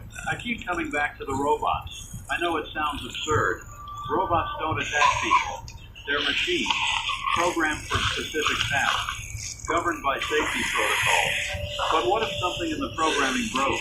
What if a malfunction caused them to behave erratically? A cleaning robot with chemical sprayers could be dangerous if it started spraying people instead of floors. A delivery robot moving at high speed could injure someone in a collision. But that still doesn't explain hazmat suits or the scale of the response.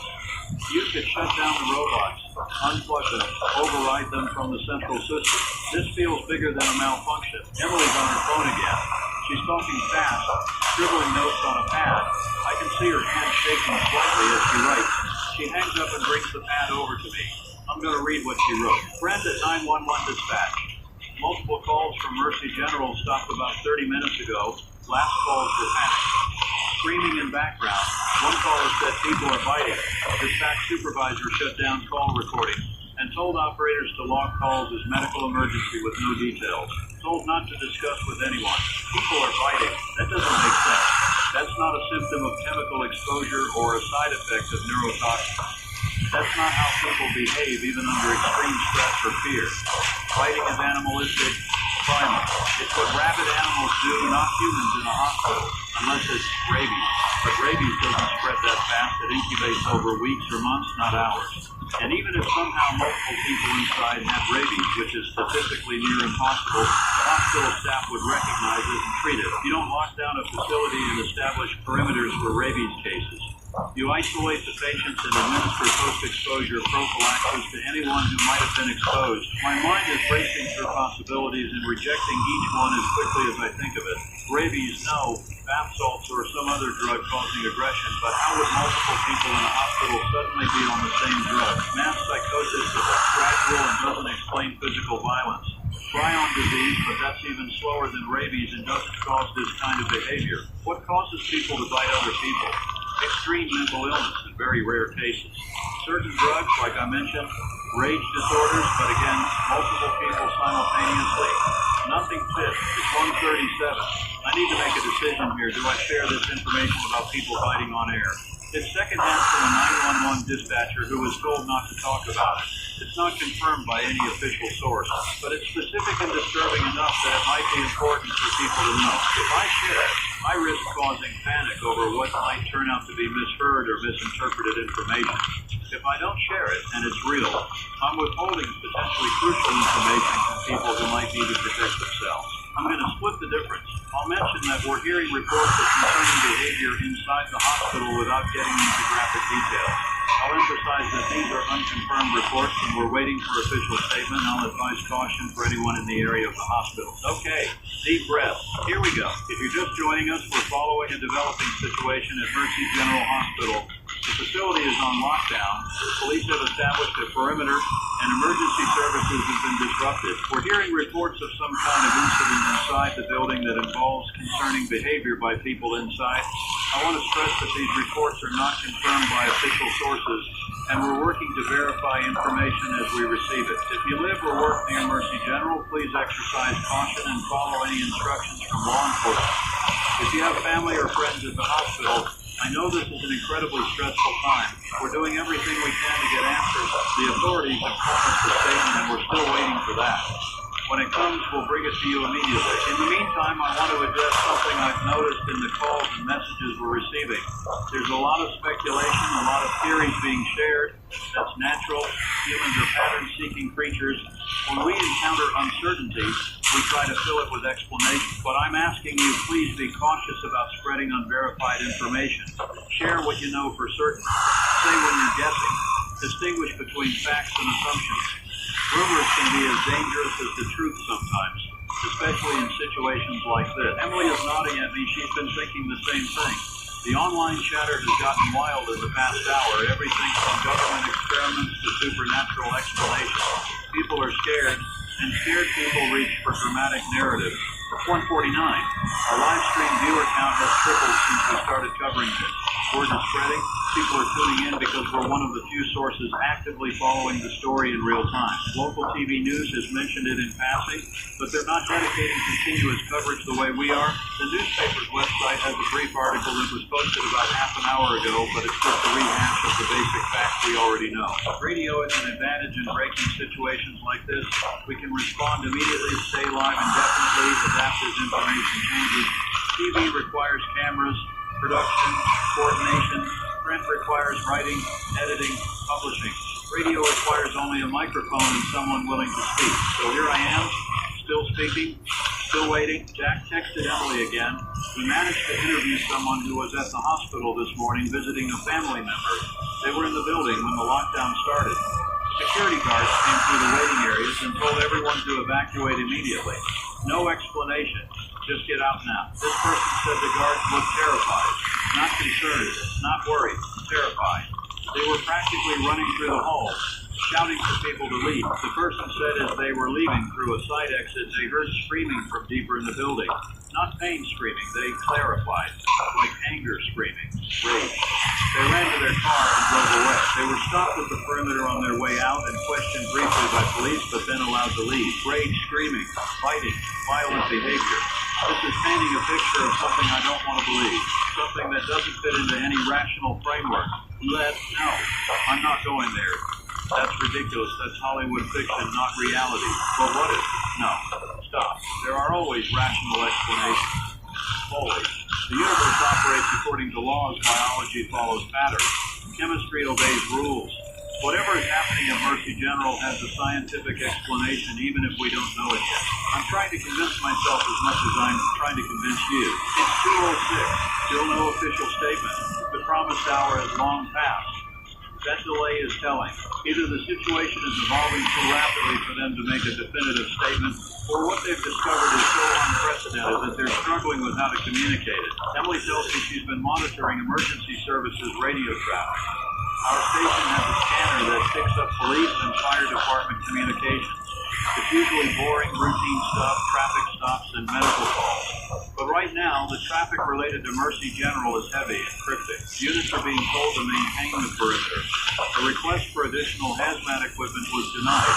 Someone saying they're prioritizing resources. Reference to a code Emily doesn't recognize.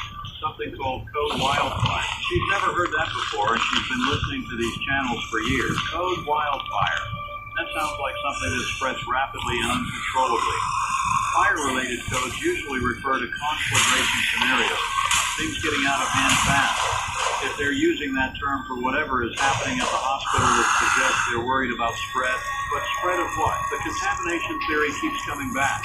Something got into the hospital environment, affected people inside, and now they're trying to contain it before it gets out. The hazmat suits protect the responders. The perimeter keeps contaminated people from leaving and exposing others. The lockdown prevents new people from entering and getting exposed. But contamination doesn't explain biting. It doesn't explain rage. Unless the contaminant is something we've never seen before, something that affects the brain in ways we don't understand yet. I'm going to share a thought with you, and I want you to hear it as the raw speculation it is. What if something experimental escaped? What if Mercy General, as part of their modernization initiative, was testing some new medical technology or pharmaceutical and it went wrong? Clinical trials, research studies, experimental treatments happen at major hospitals all the time. Most are safe and carefully controlled, but occasionally, very occasionally, something unexpected happens. A drug trial where the medication has unforeseen neurological effects. A gene therapy experiment where the modification spreads beyond intended targets. A nanotechnology project where the particles behave differently in living systems than in the lab. I'm not saying this is what happened. I'm saying it's a framework that could potentially explain the bizarre combination of symptoms we're hearing about. Altered behavior, aggression, rapid onset, multiple victims, an experimental vector, possibly viral or bacterial, designed to be delivered throughout the hospital via those autonomous robots as part of a trial, but something in the protocol failed. It sounds like science fiction, I know, but we live in an age where science fiction and science fact are closer together than ever before. CRISPR gene editing, mRNA vaccines, artificial intelligence, autonomous systems, we're doing things that would have been considered impossible 20 years ago. And with that power comes risk. Emily's shaking her head at me. She thinks I'm going too far with speculation. She might be right. I might be connecting dots that don't connect. Building a narrative where none exists because that's less frightening than admitting I have no idea what's happening. The truth is, I'm scared. I don't say that often. I try to maintain composure, provide steady presence. But I'm human, and this situation is deeply unsettling. The lack of information, the contradictory details, the official silence. It all adds up to something wrong in a way I can't articulate. 223, my phone is buzzing. Text message from an unknown number. I'm going to read it to you. This is Dr. Patricia Hammond. I work at Mercy General. I'm hiding in a supply closet on the 3rd floor. I don't know if anyone will get this message. The things that used to be patients are killing people. They're not human anymore. They bite, and then you become one of them. It started in post-op recovery this morning.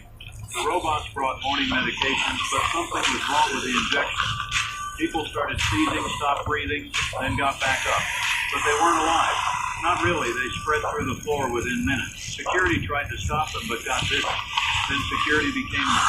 It's spreading through the whole hospital. I can hear them in the hallway, scratching at doors, making these sounds like choking and growling at the same time. My phone battery is at 50. If someone reads this, tell my daughter I love her. Tell her I'm sorry. Don't come here. Don't let anyone out. Burn it down if you have to. Just stop it from spreading. The message ends there. I'm sitting here staring at my phone screen, reading and rereading these words, and my brain is refusing to process them. This can't be real. This has to be a hoax. Someone saw our coverage, decided to mess with us, sent a fake message designed to scare us or go viral. But the number, Emily's already trying to reverse look of it.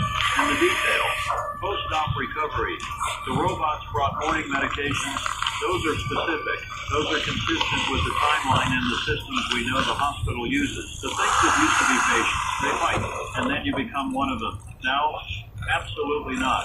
That's zombie movie logic, not reality. People don't die and reanimate. That violates every principle of biology. Once the brain stops functioning, it doesn't restart.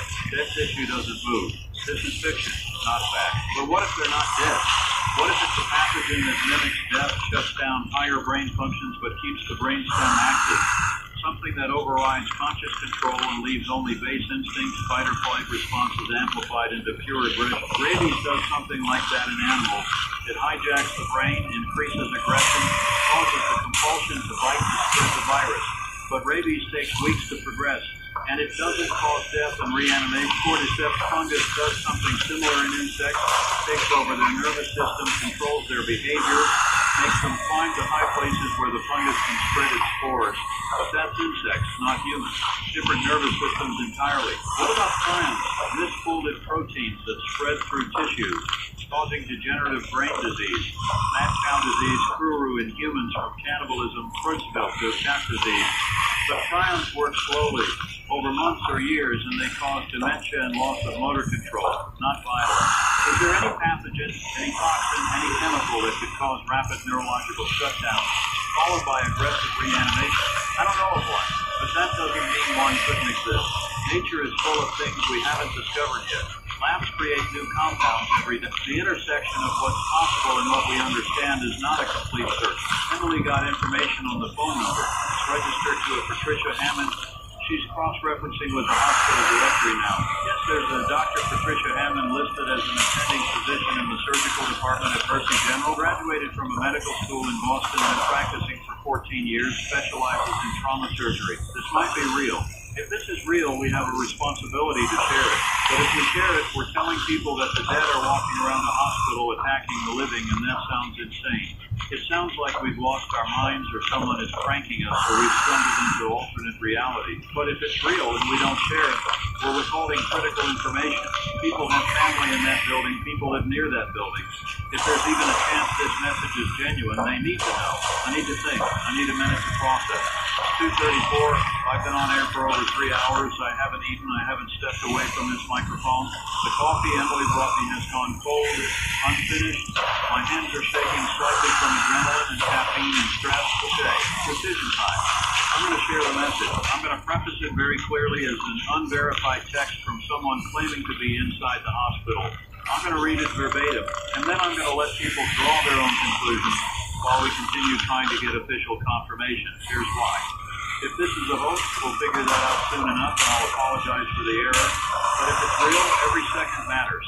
People deserve to know what might be happening so they can make informed decisions about their safety, right? Doing this now. We've received a text message from someone claiming to be Dr. Patricia Hammond, an attending physician at Mercy General Hospital. We've verified that a doctor by that name does work there. The message is disturbing, and I want to warn you before I read it that it contains descriptions of violence and makes claims that seem impossible. We cannot verify the accuracy of this information, but given the source and the ongoing situation, I believe you have a right to hear it. I'm reading the message now exactly as received. I read it, all of it, every word. And now it's out there transmitted across the airwaves, heard by thousands of people, recorded for anyone who wants to replay it. Emily looks like she's going to be sick. I probably look the same. The phone lines have exploded. Every line lit up simultaneously. People demanding answers. People calling us crazy. People saying they knew something like this would happen eventually. People praying. People cursing. Emily can't keep up. She's just letting them ring now. The live stream chat has gone absolutely wild. Thousands of messages scrolling past too fast to read. The viewer count is surging. News of this message is spreading beyond our immediate audience. People are sharing clips, recording the broadcast, posting on social media, and still no official statement from the authorities. If this message is genuine, and I'm starting to believe it might be, then the silence from official sources makes sense in a horrible way. What do you say? How do you tell a city that the impossible is happening? That a hospital is full of people who died and came back wrong, attacking anyone they can reach? How do you maintain order while delivering that news? You can't. You buy time. You establish perimeters. You bring in specialized resources. You try to contain the situation before the public catches on, and you hope to God you can solve it before you have to admit what's really happening. But now we've broken that silence. Whether the authorities wanted this public or not, it's public now. The message is out. People know, or at least they know someone inside claims this is happening. The consequences of that are going to ripple outward fast. It's 2:49. My phone is ringing. Unknown number, different from the one that sent the text. I'm answering. Hello. Mr. Rothman, this is Commander Lewis Pritchard with the City Police Department. I need you to stop broadcasting information about the Mercy General situation immediately. Commander, people have a right to know what's happening. You're creating a public safety hazard. The information you just shared is unverified and inflammatory.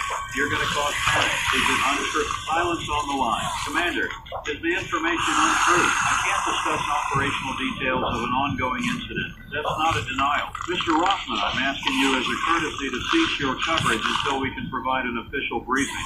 We're working on getting information to the public, but it needs to be coordinated. When will that briefing happen? Within the next hour. You said that 2 hours ago. The situation is evolving.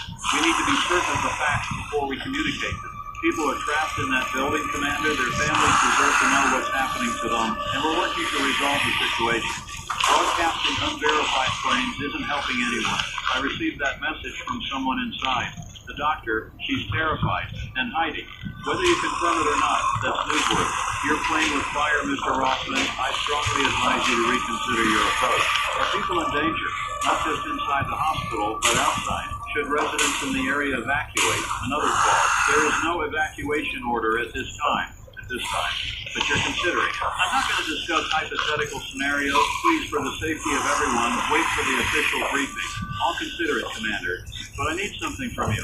Is Dr. Patricia Hammond safe? I don't have information on specific individuals inside the facility. Can you at least tell me if you've received similar reports from other people inside? Reports of violent incidents, unusual behavior, I can't comment on that. Can't or won't, both. This conversation is over, Mr. Rothman. I hope you make the right choice. He hung up. Emily heard my side of the conversation. She's looking at me with wide eyes. Are you going to stop? No. They'll shut us down. On what grounds? We're reporting information we've received. We're not violating any laws. Broadcasting licenses can't be revoked on a whim. They could find a way if they wanted to. Then they'll have to find a way. I'm not going silent when people need information. She nods. Okay. Then I'm with you. I love this woman. Not romantically. She's like a sister to me. But in this moment, I love her for her courage. She could walk out. This isn't her fight. She's an assistant, not a journalist. But she's staying. It's 3:08. I'm going to address what just happened. I just received a call from Commander Louis Pritchard of the City Police Department. He asked me to stop broadcasting about the Mercy General situation. He said we're creating a public safety hazard and should wait for an official briefing. I told him I would consider it, but I need to be honest with you about my decision. I'm not stopping. Here's why. This station has a responsibility to inform the public, especially during emergencies. We're not creating danger by reporting what we've learned. The danger exists whether we talk about it or not. What we're doing is giving you information so you can make informed decisions. If you live near Mercy General, you now know there may be a serious threat. You can choose to leave the area, secure your home, prepare for possible disruption. Without information, you can't make those choices. If you have family at the hospital, you now know they may be in grave danger. That's horrible to hear, I know. But it's better than false reassurance or silence that prevents you from taking action. The authorities will likely be angry with me for this. I understand their position. They want to control information to prevent panic. But I believe panic is a risk worth taking when the alternative is ignorance. Informed people can protect themselves.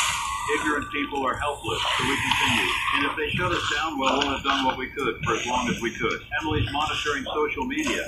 The message from Dr. Hammond is everywhere now. People are dissecting it, analyzing it, debating it. Some think it's real. Some think it's an elaborate hoax. Some are talking about conspiracy theories. The official Mercy General Hospital social media accounts are being flooded with questions and demands for answers. Still nothing from the authorities beyond the promise of a briefing that keeps getting delayed, as Jack texted Emily. He says the perimeter is being expanded. Police are now pushing people back another 3 blocks from the hospital. He estimates at least 50 law enforcement vehicles on scene now, maybe more. He's also seeing military vehicles arriving. National Guard maybe, big trucks, personnel carriers, people in military uniforms setting up equipment. Military involvement. That escalates this significantly. Local police handle normal emergencies.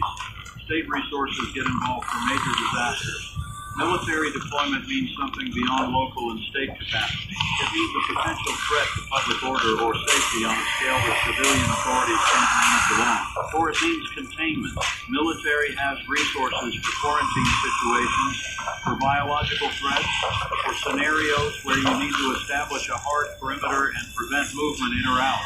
If what Dr. Hammond described was happening, the military would be the logical response. You'd need people trained in combat operations, not just law enforcement. You'd need weapons and discipline and the ability to make hard choices and dancing around saying something clearly. Let me just say it. If there are people inside Mercy General who have become violently aggressive, who are attacking others and spreading whatever caused their condition through bites, then lethal force may be necessary. Police are trained to subdue and arrest. Military is trained to neutralize threats. The distinction matters. That's a dark thought. I hope I'm wrong. I hope this is all a terrible misunderstanding and the military is here for logistical support, managing traffic, or setting up triage stations or something benign. But in my gut, I don't believe that. It's 3:26. I need to drink some water. My throat is getting dry from talking continuously. Emily's bringing me a bottle. I'm taking a long drink. The water is room temperature and tastes faintly of plastic, but it's better than nothing. The station manager just called Emily. He's been monitoring our broadcast from home. He's concerned. He wants to know if we've confirmed the Hammond message. Emily told him we've verified the doctor exists and works at the hospital, but we can't confirm the content of her message. He asked if we're prepared for potential legal or regulatory consequences. Emily said yes. He told her to keep him informed and said he supports us continuing for now, but wants to be consulted if we receive any more explosive information. I appreciate that. He could have ordered us to stop. He could have pulled the plug remotely. Instead, he's trusting our judgment. That means something. We're getting reports from listeners near the hospital perimeter. Several people have called or texted saying they can hear gunfire. Not continuous, just occasional shots. Single shots, sometimes pairs. Methodical, not panic. Like people taking careful aim rather than spraying bullets. Gunfire at a hospital. I've never had to say those words before. They don't belong together. Hospitals are places of healing, safety, sterility. The idea of bullets being fired in those halls, blood on those clean floors, violence in those rooms designed for care is deeply wrong at a visceral level. But if what we've heard is true, violence has already invaded that space. The gunfire might be the response, the attempt to contain something worse. Emily just got a message from another contact, someone who works at St. Catherine's Hospital across town. They're receiving patients from Mercy General, but not many. Only 3 so far. All came in via ambulance, all in critical condition, all with severe bite wounds. The staff at St. Catherine's were told these patients are under quarantine, isolated from other patients, treated with full biohazard protocols. Nobody's explaining why. The ambulance crews who brought them are also in quarantine, being observed for symptoms. Symptoms of what? Nobody will say. 3 patients out of hundreds who were likely at Mercy General. What happened to everyone else? Where are the other victims, the other survivors? Why only 3? Unless 3 is all they managed to evacuate before the situation became too dangerous. Unless everyone else is still inside, either hiding like Dr. Hammond or turned into whatever those patients became. I keep trying to find a rational explanation that doesn't involve reanimated corpses, but I'm running out of options. The evidence is pointing towards something unprecedented, something that shouldn't be possible according to everything we understand about biology and death and the human body. What if we're witnessing the beginning of something catastrophic? Not just a hospital incident, but the emergence of a new disease, a new pathogen, something that could spread beyond Mercy General if not contained. That's probably what the authorities are thinking. That's why the perimeter, the hazmat suits, the military response, the information lockdown, they're not just managing a crisis. They're trying to prevent an outbreak. It's 3:41. I'm looking at Emily and she's looking at me and we're both thinking the same thing. This is bigger than we realize. This isn't a story we're covering. This is history unfolding in real time and we're witnesses to the first chapter. My daughter, my ex-wife, they live on the west side of the city, miles from the hospital. They should be safe. What should I call them? Tell them to prepare. Stock up on supplies, maybe leave the city entirely. I'm overthinking. One hospital incident doesn't mean citywide danger. But that's the thing about unprecedented situations. You don't know what's reasonable caution and what's overreaction because there's no precedent to guide you. I'll call after the broadcast, make sure they're aware, suggest they stay informed, tell them I love them. That's all I can do. Jack is sending more photos. The military presence is substantial now. He counts at least 6 large trucks, multiple Humvees, what looks like a mobile command center, soldiers in full combat gear, rifles at the ready, establishing positions around the perimeter. This isn't for show, this is a combat deployment in the middle of our city. One of the photos shows something being unloaded from a truck. Large tanks, hoses, equipment I don't recognize. Emily thinks it might be decontamination equipment. or fuel for something. It's hard to tell from the image. Another photo shows medical personnel in hazmat suits entering one of the military vehicles, maybe going in for a briefing, or maybe they're the ones who'll enter the hospital to assess the situation from the inside. I can't imagine volunteering for that. Walking into a building where people have reportedly gone insane and violent, not knowing what you'll find or if you'll make it out. That takes extraordinary courage or extraordinary sense of duty or both. It's 3:53. The promised briefing should be coming soon if they're going to keep their timeline. I'm going to wait for it before I say much more. We've put a lot out there in the past hours. It's time to see if any of it gets confirmed or denied by official sources. Emily's getting coffee for both of us. Real coffee this time, freshly made. I can hear the machine gurgling in the break room down the hall. The normalcy of that sound is almost jarring against the backdrop of everything else happening. Her station is in a commercial district surrounded by office buildings and restaurants and shops. Most are still operating normally. People going about their days unaware or only vaguely aware of what's happening across town. Life continues even as somewhere else life is ending. That's always been true. But it's stark when you're conscious of it. Someone is walking to their car right now thinking about what to make for dinner. Someone is sitting in a meeting bored, checking their phone. Someone is buying groceries, debating between brands of cereal. And 8 blocks from here, inside Mercy General Hospital, people are dying or worse. The dissonance is overwhelming if you let yourself feel it. So you can't. You compartmentalize. You focus on what's in front of you. You keep broadcasting because that's your job and your purpose and the only thing you can control. Emily's back with coffee is hot and strong and exactly what I need. I'm taking a long sip, feeling the warmth spread through me. For just a moment, I close my eyes and let myself be here. Just here, not in the hospital or the perimeter or the speculation about what comes next. Just here, drinking coffee, sitting in a chair, alive and safe. The moment passes. Back to work. It's 4:07. My phone is buzzing again. Another text from the number that sent the Hammond message. I'm opening it. Battery dying. Things are in the hallway. I can hear them outside the door. I think they know I'm here. They're persistent. They don't get tired or give up. One has been scratching at the door for 10 minutes straight. Just scratching. Over and over. The sound is driving me insane. I tried calling 911, but nobody answered. I tried calling hospital security, but the internal lines are dead. I'm alone. Everyone who is on this floor is either dead or one of them now. I watched through the door window as they took down a security guard. He was bitten on the arm and he kept fighting for a minute, then he just stopped, collapsed. I thought he was dead, but after maybe 30 seconds he got back up. But it wasn't him anymore. His eyes were different. Empty but also focused. He looked right at me through the window and started coming toward the door. I ducked down so he couldn't see me anymore. That was 15 minutes ago. I don't think this door will hold much longer. They're getting more aggressive, throwing themselves against it. The lock is sturdy, but not meant for this kind of stress. If I don't make it out, please make sure my daughter knows I fought. I didn't just give up. I'm going to try to reach the stairwell at the end of the hall. It's about 30 feet from this door. If I can get there, maybe I can make it to the ground floor and out. It's a stupid plan. They'll catch me. But sitting here waiting to die is worse. I'm going in 2 minutes. If you don't hear from me again, you'll know what happened. Don't let this spread. Whatever it takes, don't let it get out of the hospital. Burn the whole building if you have to. Just stop it. The message ends. 2 minutes? She sent that 7 minutes ago. She's already gone. She's either made it to the stairwell or she's been caught. We won't know which unless we get another message.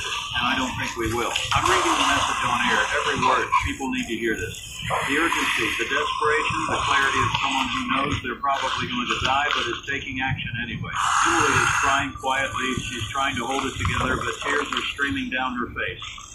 I reach over and squeeze her shoulder. She nods, wipes her eyes, keeps working. Professionalism and emotional collapse. I've never been prouder of anyone. The live stream is capturing all of this, by the way. Not just my words, but Emily's reaction, my own visible stress, the raw humanity of people dealing with horror in real time. I wonder if that's good or bad. Maybe both. Maybe neither. Maybe it just is. It's 4:19. Jack called Emily's cell. He says there's movement at the perimeter. The military is preparing for something. Soldiers are loading weapons, checking gear, forming into units. Officers are briefing them, pointing at maps and diagrams. It looks like they're about to go in, an assault on the hospital. That's what this is. They're going to enter by force, probably multiple entry points. attempt to neutralize whatever threat is inside. It's the only way to end this if containment isn't enough. I hope the people still alive inside are ready. I hope they're sheltered in secure locations where they won't be mistaken for threats. I hope the soldiers can distinguish between victims and aggressors, between the living and whatever the afflicted have become. That's a lot of hope. Probably more than the situation warrants. We're going to stay live during this. Whatever happens in the next minutes or hours, we're going to be here reporting what we can see and hear and verify. This is what we signed up for, Emily and I. Not literally, not this specifically, but in the broader sense of being voices during crisis, providing continuity when everything else is fragmenting. The coffee is going cold again. I don't care. I'm drinking it anyway. It's 4:26. Gunfire. Lots of it. Not occasional shots anymore, but sustained firing.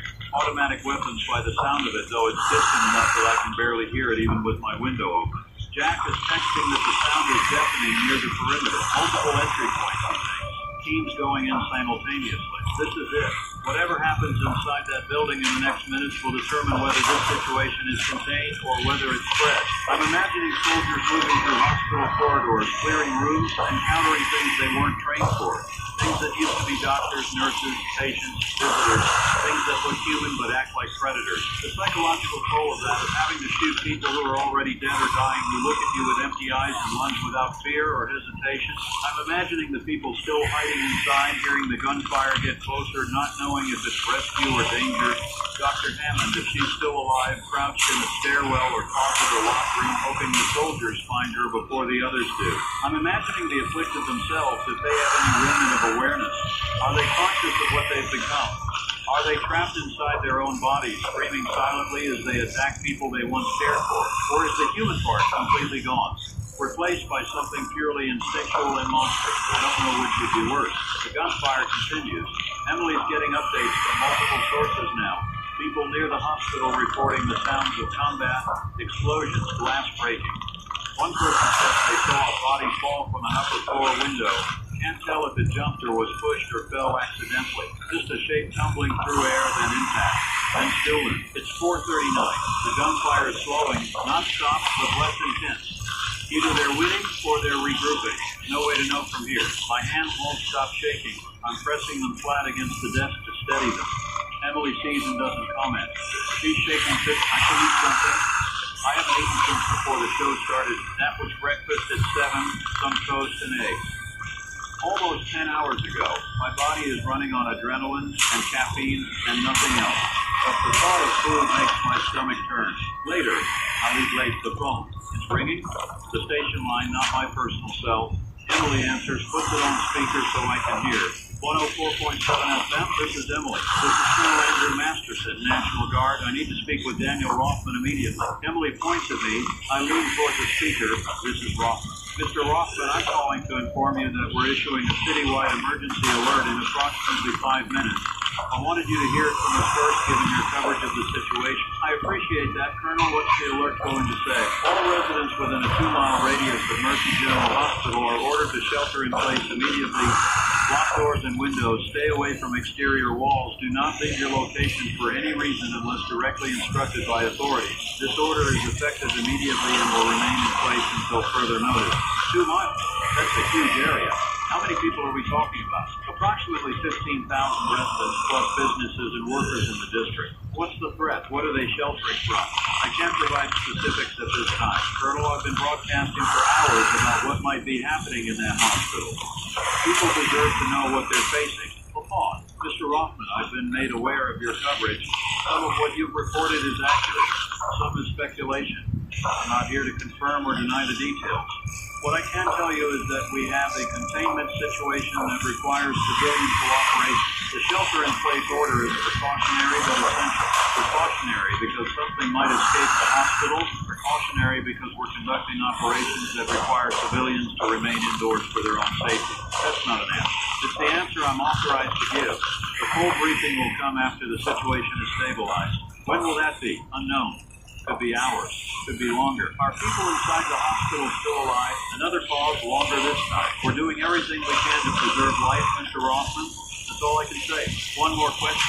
Dr. Patricia Hammond, can you tell me if she's been found? I don't have information on specific individuals. I'm sorry. She's been texting me from inside. She was trying to escape when we last heard from her. If your people find her, please get her to safety. I'll note that, Mr. Ross. I need to go. The alert is going out in 3 minutes. I suggest you inform your listeners to follow the instructions. We will. Thank you for the courtesy of calling, Colonel. Stay safe, Mr. Ross. He hangs up. 3 minutes. I'm going to use them.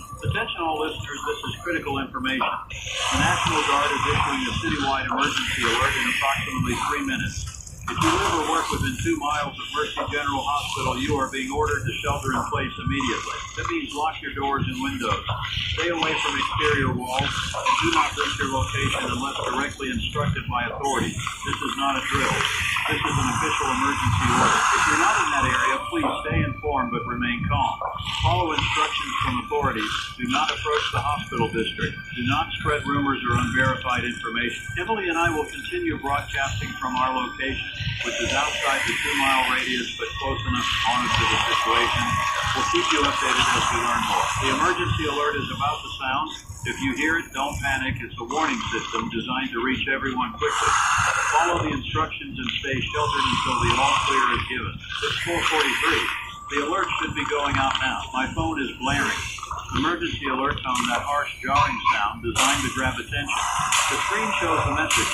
Emergency alert. Shelter in place ordered for all locations within 2 miles of Mercy General Hospital. Lock doors and windows. Stay away from exterior walls. Await further instructions. This is an official emergency order. Emily's phone is doing the same. Probably every phone in the city is screaming right now. Probably panic is setting in for thousands of people who are just now realizing something serious is happening. The gunfire has stopped. Complete silence from the direction of the hospital. That's somehow more unsettling than the shooting. Did they clear the building? Did they pull back? Did something go wrong? I'm trying to call Colonel Masterson back, but the number he calls from goes to a generic military voicemail. No help there. Jack texted. He's sheltering in his car, which is about 3 blocks from the hospital, right at the edge of the 2-mile zone. He says he can see the perimeter clearly. Soldiers are maintaining positions, but they're not moving in or out of the hospital. Everything is static. Wait for what? An order? A signal? Something to emerge? It's 4:51. 20 minutes since the assault started. The silence is stretching out.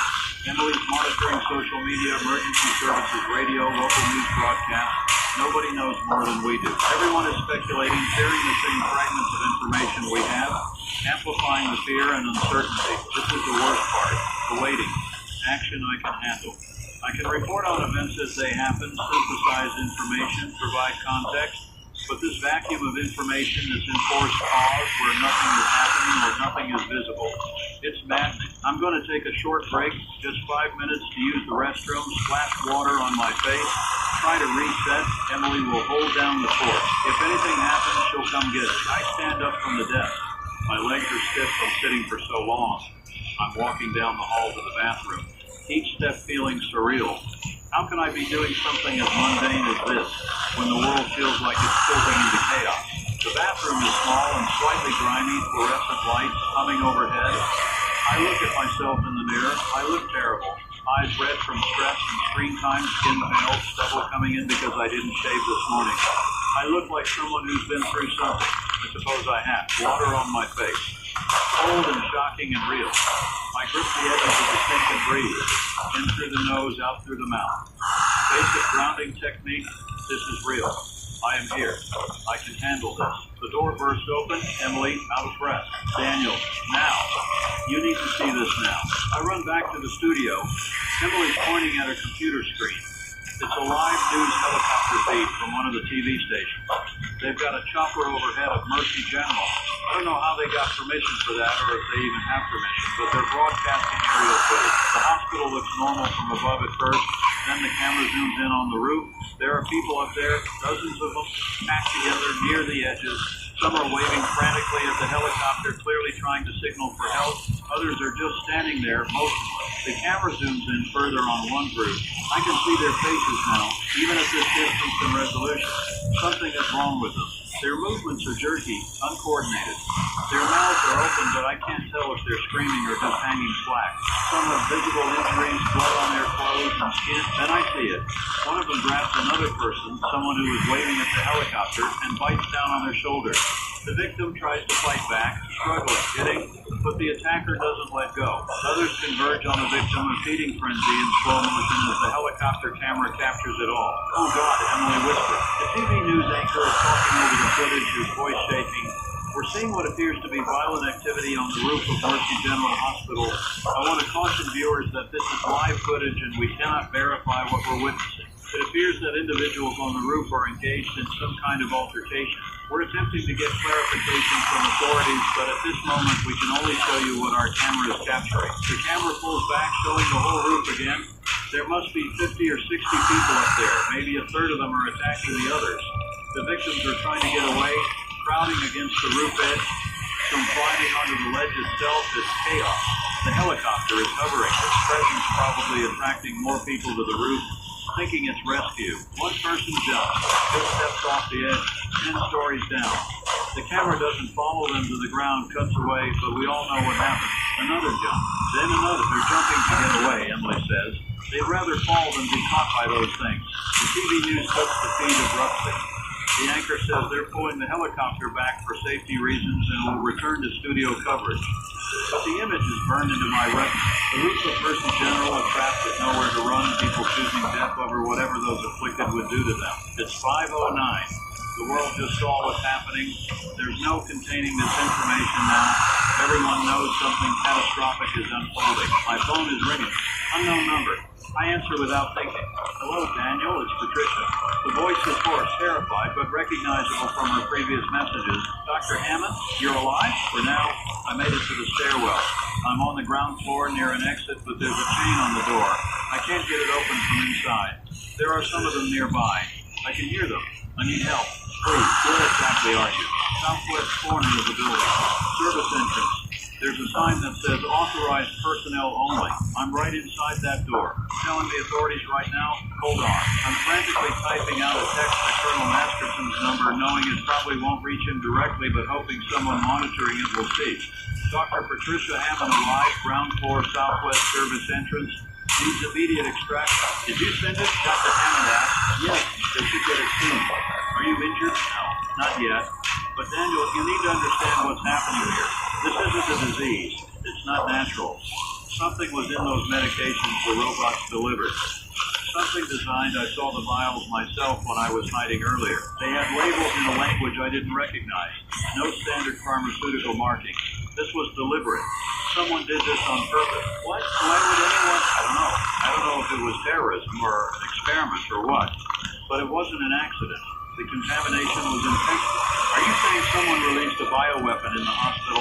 That's exactly what I'm saying. And if it was deliberate, that means whoever did it wanted to test transmission, progression, containment, which means they might do it again somewhere else. I can't process this. It's too much, too fast, too horrifying. A targeted attack on a hospital using autonomous systems to distribute a weaponized pathogen. It's evil beyond comprehension. Dr. Hammond, do you have any evidence of this? Photos of the vials, documentation, anything? I took pictures on my phone. But I haven't been able to send them signals keeps cutting out. Try now. I hear sounds on her end of the call. Scraping, bumping. Something hitting a door. They found me. There at the door. It won't hold. Fight. Do whatever you have to. Help is coming. If I don't make it, check my phone record. The photos are there. Make sure people know this was intentional. Make sure they don't write it off as an accident. Promise me. I promise. But you're going to make it. You're going to walk out of there and tell them yourself. Crashing sounds, wood splintering. But Daniel, the line goes dead. Dr. Hammond? Patricia? Are you there? Nothing? There's silence. I sit here holding the phone, unable to move, unable to speak. Emily's watching me with horror on her face. Is she? I don't know. The call dropped. She was about to be overrun. Emily covers her mouth with her hand. I can see her fighting not to break down completely. She turns away, shoulders shaking. I need to keep it together. I need to function. People are listening. People need information. I can fall apart later. Deep breath. Back to the microphone. It's 5:20. I've just spoken with Dr. Patricia Hammond, the physician who has been texting us from inside Mercy General. She reported that she was trapped on the ground floor attempting to exit through a southwest service entrance. I've relayed her location to military authorities in hopes of immediate extraction. During our call, Dr. Hammond made a claim that I need to share with you because if true, it changes everything we thought we knew about this situation. She stated that the contamination at Mercy General was not accidental.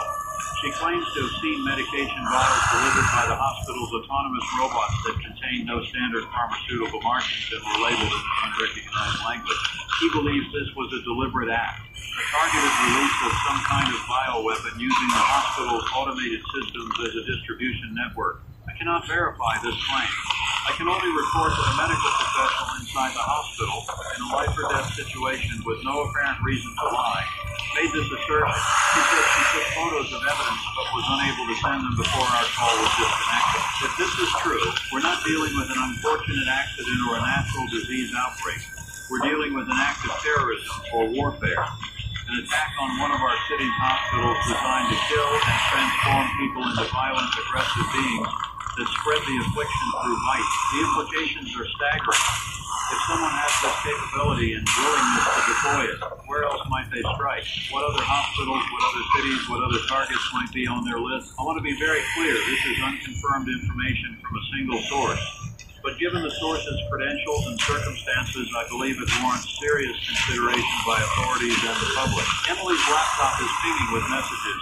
She's checking her various contacts and information sources. Her face goes even paler, which I didn't think was possible. Daniel, we're getting reports from St. Catherine's Hospital. The 3 patients they received from Mercy General, they've turned, they attacked staff. The hospital's going into lockdown. No. This can't spread. The entire point of quarantine and containment was to keep it inside Mercy General. If it's already at St. Catherine's, if it's already spreading to other medical facilities, then containment has failed. I'm sharing this immediately. Breaking information. We're receiving reports that St. Catherine's Hospital, which received 3 critical patients from Mercy General earlier today, is now experiencing similar incidents. Patients reportedly attack staff. The hospital is initiating lockdown procedures. We're attempting to verify these reports through official sources, but multiple contacts are confirming the information. If accurate, this indicates the affliction has spread beyond the original location. This is exactly what everyone has been trying to prevent. I don't want to cause panic, but I need to be direct. If this spreads to multiple hospitals, the situation becomes exponentially more difficult to control. If you or your loved ones are at St. Catherine's, please follow hospital staff instructions and shelter in place. Do not attempt to leave unless directed by authorities. If you are planning to visit St. Catherine's, do not go. Avoid the area entirely. Jack is texting Emily updates from the perimeter. He says the military presence is being diverted. Some units are leaving Mercy General and heading towards St. Catherine's. They're splitting their resources between 2 locations now, which means both locations may be under-resourced. The comments on our live stream are escalating into full panic. People fearing that they have family at St. Catherine's, people demanding answers, people saying they're leaving the city entirely, people praying, people cursing the government and the hospitals and God and anyone else they can think to blame. I don't blame them. Fear is a rational response to this situation. What's happening is terrifying on a primal level.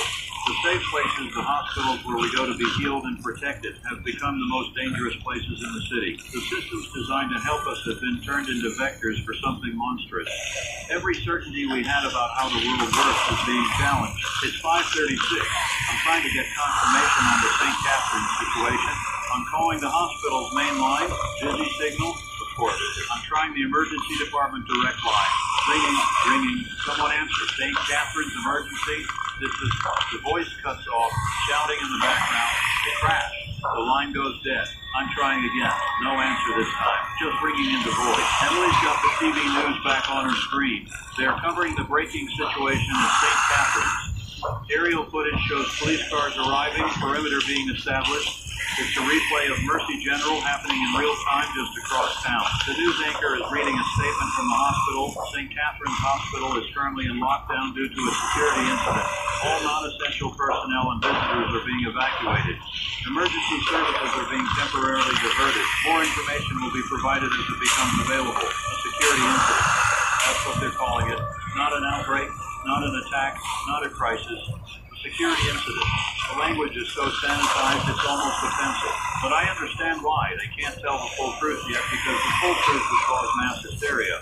Imagine if the news anchor said, people at the hospital are becoming violently aggressive after being bitten by other patients.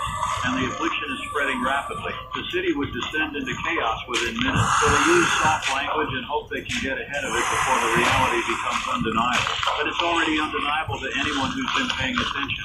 The footage from the Mercy General roof alone should have shattered any illusions that this is manageable or contained. Yet the official response is still clinging to the idea that careful language and controlled information will prevent panic. It won't. Panic is already here. It's just not uniform yet. It's spreading from person to person as information spreads, as people call their family members and friends and warn them to be careful or to leave the city or to stock up on supplies. The panic is viral, almost like the affliction itself. My phone buzzes. Text message, unknown number. I'm almost afraid to open it, but I do. This is Colonel Masterson. We found Dr. Hammond. She's alive. Injured, but stable. Being evacuated now. Her phone has been secured and will be analyzed. Thank you for the location information. Relief floods through me so intensely I nearly dropped the phone. She made it. She survived. Against all odds, that brave woman who sent us messages while hiding in a closet who tried to escape, who fought to stay alive, she made it out. I'm sharing this news immediately because I think people need to hear something positive right now. I've just received confirmation that Dr. Patricia Hammond has been found alive and is being evacuated from Mercy General Hospital. She's injured but stable. This is incredible news given how dire her situation was just minutes ago. Hammond showed extraordinary courage throughout this ordeal, and I'm deeply grateful she survived. Her phone has been secured by authorities. The photos she mentioned, the potential evidence of deliberate contamination will be analyzed. Hopefully that will provide answers about how this started and who, if anyone, is responsible. This is one piece of good news in what has been an overwhelmingly dark day. But I'll take it. One life saved matters. One person making it out of that nightmare matters. Emily's smiling through tears. She's been invested in Dr. Hammond's survival since the first message came through. We both have. When you're following someone's story in real time, when you're hearing their fear and their determination and their humanity, they stop being an abstract source and become a person you care about. Her survival feels personal. It's 5:51. The sun has set. Dusk is settling over the city. Looking out the window, everything seems normal. Office lights glowing in nearby buildings, cars on the streets below, people probably heading home from work thinking about dinner plans or evening activities. From here you'd never know that 2 hospitals are in lockdown, that military forces are deployed, that something unprecedented and terrible is happening. But it is happening, and it's not stopping. Jack is reporting that the perimeter of St. Catharines is now established, but authorities are evacuating neighboring buildings. Apartment complexes, businesses, a daycare center, people streaming out with whatever they grabbed in a hurry, confusion and fear on their faces, becoming real to them in a way it wasn't before. When it's far away, it's a news story. When soldiers are telling you to leave your home, it's your life. Emily's trying to get updates on how many people have been affected, how many dead, how many afflicted, how many escaped. Nobody will give numbers. Official sources are staying silent on specifics. Unofficial sources are all over the place. Wild estimates from dozens to thousands. The truth is probably somewhere in between, but impossible to determine without access to the hospital. I'm thinking about Dr. Hammond's claim that this was deliberate. If that's true, someone planned this. Someone engineered or acquired a pathogen, figured out how to deliver it through hospital systems, and executed the attack. Someone sat in a room somewhere and decided that turning a hospital into a death trap was an acceptable action to achieve their goals, whatever those goals might be. What kind of person does that? What ideology or grievance or insanity drives someone to unleash suffering on such a scale? And more pressingly, are they done? Was this a one-time attack, a proof of concept, or is it the beginning of something larger? Will tomorrow bring reports of more hospitals affected? More cities? How do you defend against an enemy who can weaponize the systems designed to heal us? These are questions without answers, at least not yet. But they need to be asked. They need to be on people's minds, because complacency is no longer an option. The world we woke up to this morning is not the world we're living in now. Things have changed, fundamentally and perhaps irrevocably. It's 6:14. I need to hydrate. I need to eat. I need to function like a human being for at least a few minutes. Emily's ordering food delivery to the station. Chinese food from the place down the block. Normal food for an abnormal day. Feels wrong somehow. Like we shouldn't be eating while people are dying, but that's irrational. We need energy to keep going. We need to take care of ourselves so we can keep doing it. The food arrives 20 minutes later. Emily pays the delivery person, tips generously, sends them on their way with a stay safe, We eat at the desk with paper containers and plastic utensils. The smell of fried rice and orange chicken filling the small studio. It tastes good, which makes me feel guilty. How can anything taste good today? But it does. And I eat. And Emily eats. And we fuel ourselves for whatever comes next. My phone rings while I'm mid-bite. I answer, still chewing. This is Rothman. Mr. Rothman, this is Deputy Mayor Lisa Kent. I'm calling to request that you coordinate your coverage with our emergency communications team. We're issuing updates every hour, and it would be helpful if your station could amplify those messages rather than potentially contradicting them with independent reporting. I swallow my food, Deputy Mayor. With all respect, independent reporting is exactly what's needed right now. Your official communications have been lagging behind the reality of the situation. I understand your perspective, but uncoordinated messaging creates confusion. People need clear, consistent information. People need accurate information. If official sources aren't providing that, then independent sources must fill the gap. Are you refusing to cooperate with city emergency management? I'm declining to become a mouthpiece for official statements that don't reflect the full truth. If you want us to amplify your messages, make sure your messages are comprehensive and timely. Long pause. Mr. Rothman, we're trying to prevent mass panic while managing an unprecedented crisis. That requires careful communication. I'm not asking you to lie. I'm asking you to consider the broader impact of your words. I am considering it, Deputy Mayor. That's why I'm continuing to report what we know as we know it. People can handle the truth better than they can handle being misled or kept in the dark. I hope you're right. For all our sake. Emily raises her eyebrows at me. That was diplomatic. I'm done being diplomatic. People are dying. This is too important for political niceties. He nods. Agreed. But you might have just made an enemy of the deputy mayor. Then so be it. I can live with that. I finished my food in silence, thinking about the conversation. The tension between transparency and stability, between informing the public and managing their reactions, is a real dilemma. Not a simple good versus evil scenario. The authorities genuinely believe they're protecting people by controlling information. I genuinely believe people have a right to know what's happening regardless of how frightening it is. Neither position is purely right or wrong, but I've made my choice and I'm standing by it. At 6:52, the hourly update from the city should be coming soon. Let's see what they're willing to tell us now that the situation has obviously deteriorated beyond their initial containment hope. Emily's pulled up the city's official social media accounts on her screen. They're live streaming the press conference. It's starting now. The screen shows a podium with the city seal flanked by flags. Several people stand behind it. The mayor, the deputy mayor. I just spoke with the police chief, someone in military uniform, and a woman in a dark suit I don't recognize. The mayor steps up to speak. He looks exhausted, his usual polished appearance replaced by something more haggard. He's not reading from prepared remarks, which is unusual for him. He's speaking directly, and I can tell he's struggling with what to say. Good evening. I'm addressing you tonight during what is undoubtedly the most serious crisis our city has ever faced. Earlier today, an incident occurred at Mercy General Hospital that resulted in multiple casualties and has necessitated an ongoing emergency response. Within the past hour, a related incident occurred at St. Catherine's Hospital. Both facilities are currently on lockdown, and military and law enforcement personnel are actively working to contain the situation. I'm going to be direct with you because you deserve honesty. We're dealing with something we don't fully understand, a rapidly spreading affliction that causes severe behavioral changes and violence in those affected. It appears to transmit through direct contact, specifically through... We're treating this as an infectious outbreak and are implementing all available containment measures. If you live within the shelter-in-place zones that have been established around both hospitals, please remain indoors. Lock your doors and windows. Do not open your door for anyone unless they identify themselves as official emergency personnel. If you see anyone exhibiting signs of the affliction, erratic behavior, aggression, visible injuries, do not approach them. Call 911 immediately. All schools in the city will be closed tomorrow as a precautionary measure. Non-essential businesses are advised to close and send employees home. We're asking everyone to limit unnecessary travel and remain vigilant. I know this is frightening. I know you have questions. We're working around the clock to get answers and to protect this city. Updates will be provided every hour as the situation develops. Thank you. He steps back without taking questions. The press corps erupt, shouting over each other, cameras flashing. But the mayor and his team turn and leave through a side door. The live stream cuts to a static screen with emergency contact numbers. Emily and I look at each other.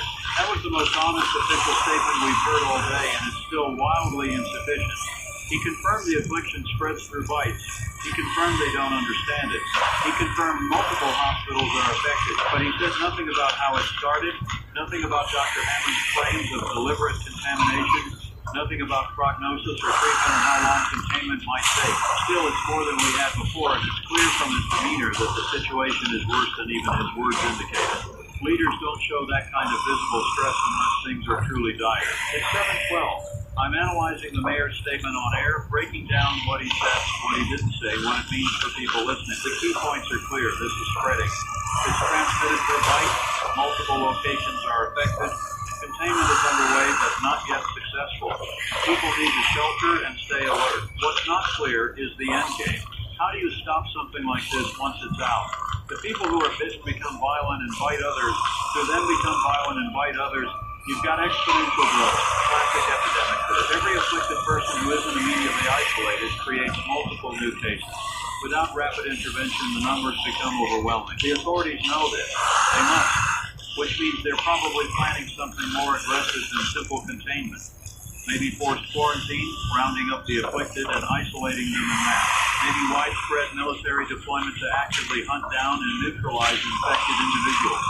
Maybe evacuation of large portions of the city to create empty zones where the affliction can't spread. All of those options have horrific implications. All of them require choices no leader wants to make. But if the alternative is letting the affliction spread unchecked, those choices become necessary. I don't envy the mayor or anyone in the command structure right now. They're navigating uncharted territory with incomplete information and rapidly diminishing options. Emily's monitoring emergency services radio again. She's hearing increased traffic, more units being called to active situations, more requests for backup, more locations being flagged as potential outbreak sites. The pattern is expanding. What was 2 hospitals is becoming scattered incidents across a wider area. Someone who was bitten but escaped before showing symptoms. Someone who got out during the initial chaos and went home, not realizing they were carrying the affliction. Now they're turning in their apartment or their house or their workplace. And the people around them have no idea what's happening until it's too late. This is how outbreaks become uncontrollable. Not from the initial source, but from the seeds that spread before anyone knows to look for them. It's 7:33. I'm taking calls from listeners. We've been doing this for hours, but most calls have been people seeking information. Now I want to hear from people experiencing this directly. Emily's screening carefully, looking for anyone with first-hand knowledge of the situation beyond the hospital zone. First caller is a man named Robert. He lives near St. Catharines, just inside the shelter-in-place zone. Robert, you're on the air. Yeah. Hi, Daniel. I just wanted to say thank you for keeping us informed. I've been listening all day. The thing is, I think one of them is in my apartment building. What makes you think that? I heard screaming about 20 minutes ago from the floor below me. Then it stopped suddenly. Too suddenly, you know? Now I hear footsteps in the hallway outside my door. Just pacing back and forth. I can see a shadow under the door. Someone's out there, but they're not knocking or calling out. Just walking. It's been going on for 10 minutes. Have you called the police? Lines are busy. I can't get through. Can you barricade your door? Push furniture against it? Already did. I've got my couch and my dresser's back there, but I'm on the 3rd floor. If this thing gets in, I've got nowhere to go. Stay quiet. Stay away from the door. Don't make any noise that might attract attention. I'm going to try to get help to your location. What's your address? He gives it. Emily's already texting it to the emergency management office and the National Guard contact we have. I don't know if anyone will respond, but at least we're trying. Robert, stay on the line if you can. I'm going to put you on hold, but don't hang up. We'll check back in a few minutes. Okay, thank you. I put him on hold.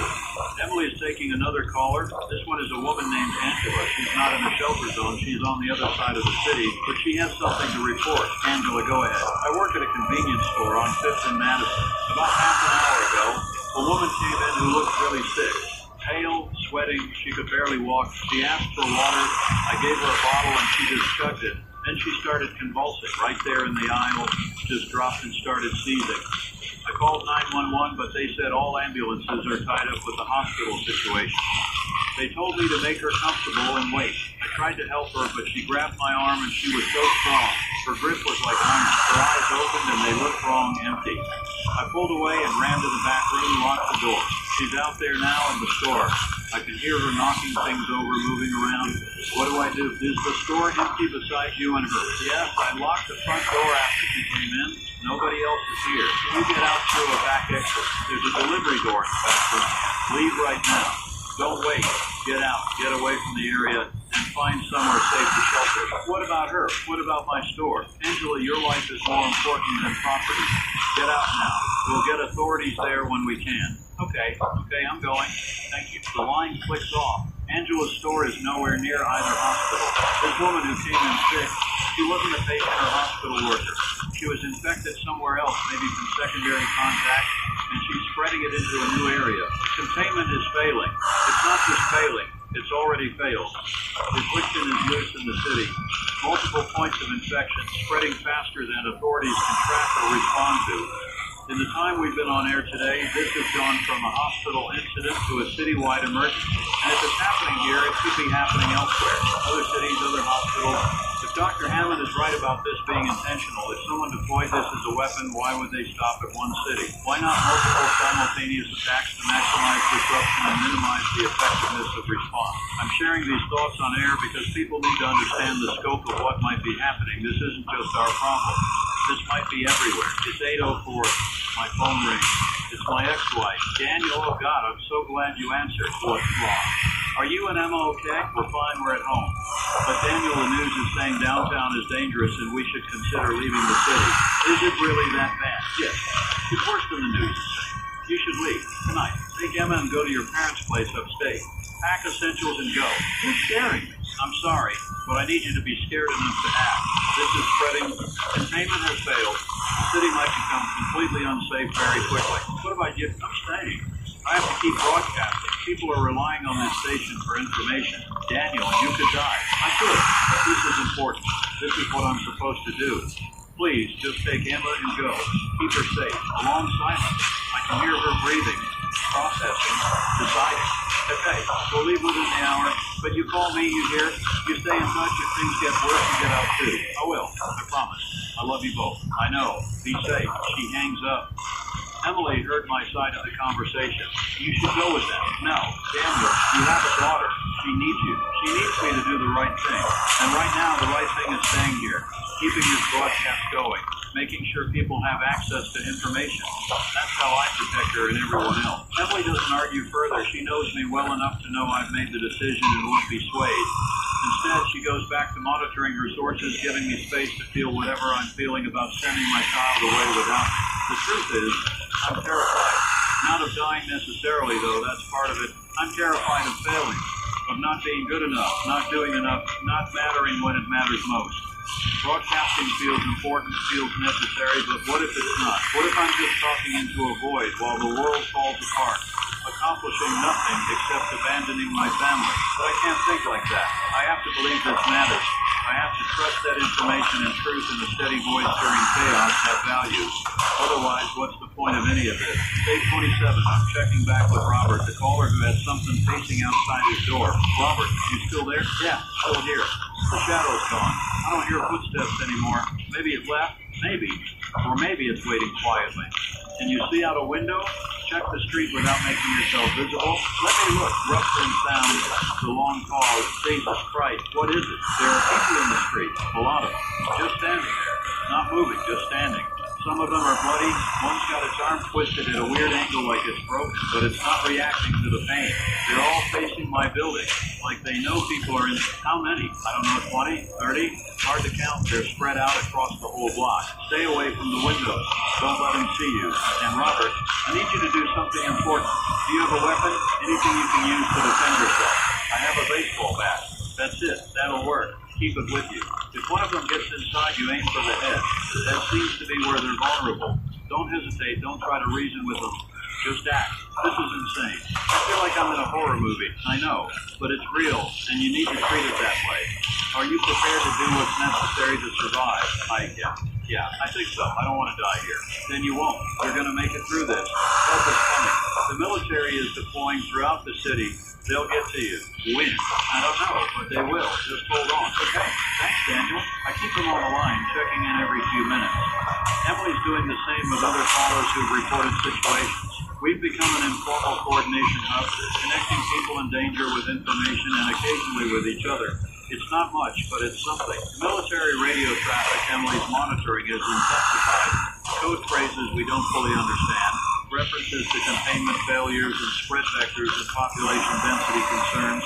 They're adapting strategies in real time, realizing that what worked for isolated incidents doesn't work when the incidents multiply. It's 8:53. The next hourly update should be coming soon. Let's see if the mayor maintains his earlier honesty or retreats back into careful language. The press conference starts at 9 on the dot. The mayor is there again, but he looks even worse than before. His tie is loosened, jacket removed, sleeves rolled up. He stops pretending this is business as usual. I'm going to give you the facts as we understand them. The affliction has spread beyond the initial locations. We're receiving reports of incidents across the city. The number of afflicted individuals is estimated to be in the hundreds, possibly more. Each infected person poses a severe threat to public safety and can spread the affliction through bites or potentially other forms of direct contact. We're implementing a citywide curfew effective immediately. All residents must be indoors from now until further notice. Anyone found on the streets without authorized purpose will be detained. This is for your own safety. All forms of public transportation are suspended. Roads in and out of the city are being controlled. We're not preventing people from leaving if they choose to evacuate, but we're screening everyone at checkpoints to ensure they're not infected. Emergency services are overwhelmed. If you call 911, you may experience long wait times or be unable to get through. We're prioritizing life-threatening situations. For general questions or non-emergency concerns, visit the city's website or call the information hotline. To be absolutely clear, if you encounter someone who is infected, do not try to help them. Do not approach them, get away, and report the location to authorities. These individuals are extremely dangerous and beyond our current ability to treat. I won't sugarcoat this. We're in a fight for our city's survival. You need everyone to follow instructions, stay calm, and help each other however you safely can. We will get through this, but only if we work together. God help us all. He walks away again. No questions, no elaboration. Just those stressed facts delivered with the weight of someone who knows how bad things really are. Emily and I are silent for a moment after the broadcast ends. The mayor's final words echo, God help us all. When leadership starts invoking God, you know rational solutions are running thin. The curfew is in effect now. Anyone outside is breaking the law. The checkpoints at city exits mean people who want to evacuate need to be screened first. How effective is that screening? How do you identify someone who's infected but not yet showing symptoms? You probably can't, which means infected people are getting through the checkpoints, carrying the affliction to other cities, other states. This isn't containable anymore. If it ever was, that window closed hours ago. Now it's about mitigation, slowing the spread, buying time to understand what we're dealing with and how to fight it. It's 9:18. I'm updating listeners about the curfew and its implications. I'm urging people to stay indoors, secure their homes, gather supplies while they still can. I'm trying to balance information with hope, reality with reassurance. It's a tightrope walk. If Jack sent a message, he's still at his car near the hospital perimeter, technically violating curfew, but too committed to the story to leave. He says the military presence has tripled. Armored vehicles, more soldiers, heavy weapons. They're preparing for something big. Maybe a sweep through the affected areas, clearing out the infected by force. Maybe fortifying positions for a long-term siege. He's not sure. This one's name is Marcus. He's a doctor, not at Mercy General or St. Catherine's, but at Westside Medical. He's calling from inside the hospital. Marcus, you're on with Daniel Roth. Daniel, I've been listening to your broadcast. I need to share what we're seeing here. We've received maybe a dozen patients today with cyclones. We isolated them immediately based on the warnings. But within an hour, every single one of them turned. Same pattern, seizure, apparent death, then reanimation with aggressive behavior. We had to lock them in rooms, barricade the doors. Security is monitoring them, but we don't have a protocol for this. We don't have a cure or treatment. All we can do is contain them. Have any of your staff been bitten? Not yet. We've been extremely careful. Full protective gear. No direct contact. But Daniel, here's the thing. I've been studying the progression in the patients we can observe. The seizures last about 2 to 3 minutes. Then there's a period of apparent death. No pulse. No breathing. That lasts 30 seconds to 1 minute. Then they revive, but they're not the same. Higher brain functions appear gone. They respond only to stimuli, specifically to the presence of uninfected humans. They're attracted to movement, sound, maybe body heat, and they're strong, unnaturally strong. Pain doesn't stop them. Exhaustion doesn't stop them. I watched one patient with a broken leg stand on it and walk without any sign of discomfort. What are you saying, Marcus? What's causing this? I don't know. It's not like any pathogen I've ever encountered. It acts too fast. The effects are too consistent.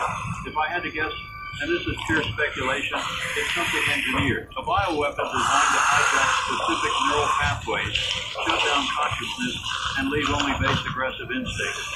But even that doesn't fully explain the apparent death and revival. That suggests the pathogen can temporarily restart stopped parts or maintain minimal brain function that mimics death. It's beyond anything in medical literature. Dr. Hammond at Mercy General suggested it was deliberate, a targeted attack using the hospital's robotic delivery system. Does that match what you're theorizing? It would make sense. Use hospital infrastructure to deliver the weapon to multiple vulnerable patients simultaneously. Perfect vector. High initial infection rate. And if the pathogen spreads through bites, you've got built-in transmission once the first wave turns. Is there any way to stop it? Any treatment you can think of? In theory, you need to neutralize the pathogen before the seizure phase. Some kind of antiviral or antibody treatment, but we don't know what we're fighting, so we can't develop a treatment. And once someone reaches the seizure phase, I don't think there's any coming back. The brain damage appears catastrophic. So anyone bitten is doomed. Yes. I'm sorry, but yes, that's what we're seeing. Thank you for calling, Marcus. Stay safe. You too, Daniel. Keep broadcasting. People need to hear this. I hang up and sit in silence for a moment. Emily's crying again, quietly. The weight of what Marcus just confirmed is crushing. Anyone bitten is beyond saving. There's no treatment, no cure, no hope for recovery. Just inevitability. How many people have been bitten today? How many are going through that progression right now? Seizing, dying, coming back to something else? How many families are watching their loved ones transform and not understanding what's happening or what to do? The human cost of this is incalculable. Not just the deaths, but the trauma, the horror, the shattering of everything we believed about life and death and medicine and safety. We're all going to carry scars from this, assuming we survive to carry anything. It's 9:49. I need a minute, just 1 minute to breathe and think and feel before I go back on air. Emily nods, takes over. She starts reading prepared emergency information, shelter-in-place procedures, how to secure a location against intruders. Her voice is steady despite her tears. She's so strong. I walk to the window. The city lights spread out below and around me. From up here, everything looks peaceful. The darkness hides the chaos. You can't see the infected in the streets, the military vehicles, the abandoned cars, the locked doors, and frightened people behind them. You can only see lights, civilization's glow persisting even as civilization itself teeters. How fragile it all is. How quickly order becomes disorder, safety becomes danger, normal becomes nightmare. We spend our lives building systems and structures and routines, convinced they'll protect us. Then something comes along that breaks them all at once, and we're left scrambling to remember how to survive without them. I'm back at the desk. Emily yields the microphone. I'm ready to continue. It's 10:03. We've been broadcasting for over 10 hours. The night is deep now, darkness complete. Somewhere in this city, people are fighting for their lives. Somewhere the military is engaging in combat against an enemy that used to be civilian. Somewhere families are huddled together wondering if morning will come. And here in this small studio on the 4th floor of an office building, Emily and I are keeping a light on. A voice in the darkness saying we're still here, still fighting, still believing that information and truth matter. I don't know how long we can keep this going. Exhaustion is setting in, adrenaline wearing off, leaving raw fatigue beneath. But we'll keep going as long as we can. As long as people need to hear that someone is paying attention, someone is bearing witness, someone is refusing to let the silence swallow everything. Robert called back. The infected outside his building have dispersed. He doesn't know why. Maybe they heard something else, found easier targets. He's still barricaded in, still afraid, but the immediate threat has passed. I tell him to stay alert, stay quiet, stay ready. He thanks me and hangs up. Small victories. I'll take them. Angela, the woman from the convenience store, texted Emily she made it out, got to a friend's house across town. She's safe for now. The store is lost, but she's alive. Another small victory. These individual survivals matter. Each one is a person who didn't become a statistic, who made it through because they had information or luck or courage or all three. We can't save everyone. We probably can't save most people. But if this broadcast helps even one person make a decision that keeps them alive, it's worth it. It's 10:37. The official updates have stopped. The last one was at 9. Either authorities have nothing new to say or they've lost the the ability to coordinate messaging. Either option is concerning. Emily's monitoring news from other cities. Reports are starting to come in. Similar incidents at hospitals in 3 other states. Different cities, same pattern, autonomous systems, contaminated medications, rapid outbreak. This is coordinated. This is a multi-city attack. Dr. Hammond was right. Someone, somewhere, planned and executed simultaneous bioweapon deployments across multiple American cities. The logistics alone are staggering. The malice required is beyond comprehension. This isn't terrorism in the traditional sense, seeking to create fear to achieve political goals. This is warfare, seeking to destroy civilization itself. Who benefits from that? Who wants to see society collapse? Rival nations, domestic extremists, doomsday cultists. The list of possible actors is long, but the number with capability to pull this off is short. This required access to hospital systems, knowledge of medical logistics, ability to produce or obtain a weaponized pathogen, and coordination across vast distances, state-level resources. That's what this feels like. A nation-state attack using unconventional weapons against civilian infrastructure. If that's true, we're not dealing with a crisis, we're dealing with war. I'm sharing this analysis on air, carefully couching it as speculation, but making clear why the speculation is warranted. People need to understand the potential scope. This might not be isolated to our city or even our country. This might be global. The implications are terrifying. If hospitals worldwide are compromised, where do people go for medical care? If the infected are spreading in multiple countries simultaneously, can any place be considered safe? If this is an act of war, will there be retaliation? And again, questions without answers, but questions that need to be asked. It's 11:12. Emily's found something on social media. A video posted from inside what appears to be Mercy General. Someone's phone camera shaking as they run through dark hallways, emergency lighting casting everything in red. You can hear breathing fast and panic. In the background, sounds of pursuit, footsteps, that choking, growling noise. Marcus described. The camera whips around and catches a glimpse of a figure shambling after the runner. Blood on his hospital gown, face black, eyes reflecting the red light like an animal. The video cuts off abruptly. We don't know if the person filming survived. Emily's found more videos. Different locations, same horror. The infected aren't subtle. They don't hide or stalk. They pursue relentlessly, driven by whatever the pathogen has reduced them to. Some videos show groups of infected moving together, not with coordination, but with shared purpose. Find the living, spread the affliction. One video shows a confrontation between the infected and law enforcement. Officers with guns drawn, shouting commands that go unheeded. The infected keep coming. Warning shots. Then shots to center mass. The infected don't fall. More shots. Still coming. Finally, headshots. Only then do they stop moving. The officers in the video are shaken. You can see it even in the grainy footage. They've just killed people who look human, who might have been victims themselves hours ago. That's a trauma that will stay with them forever, assuming they survive this night. It's 11:43. I'm struggling to stay focused. My thoughts keep drifting, connections weakening. I need sleep, but sleep isn't an option. Coffee isn't helping anymore. I'm running on fumes. Emily's in better shape. She's younger, more resilient. She's keeping us organized, maintaining the flow of information. I don't know what I'd do without her here. A text from Jack. He's been recording audio of the military radio traffic. He sent us a file. Emily's playing it through headphones, listening. Her expression darkening. She takes off the headphones and looks at me. They're talking about fallback positions, defendable perimeters. They're planning to abandon parts of the city, cede territory to the infected and establish hard boundaries. How much territory? Sounds like everything within a 3-mile radius of the hospital district, maybe more. That's thousands of people they'd be leaving behind. They wouldn't. They can't. The radio traffic suggests they might not have a choice. The infected numbers are growing too fast. They can't maintain control of the entire city. So they're prioritizing. Save what they can save, right off the rest. I feel sick. The idea that authorities would knowingly abandon civilians, leave them to face the infected alone, is monstrous, but it's also rational in a horrible way. If containment is impossible and resources are finite, you focus on what you can achieve. You sacrifice the few to save the many, except it's not the few, it's thousands.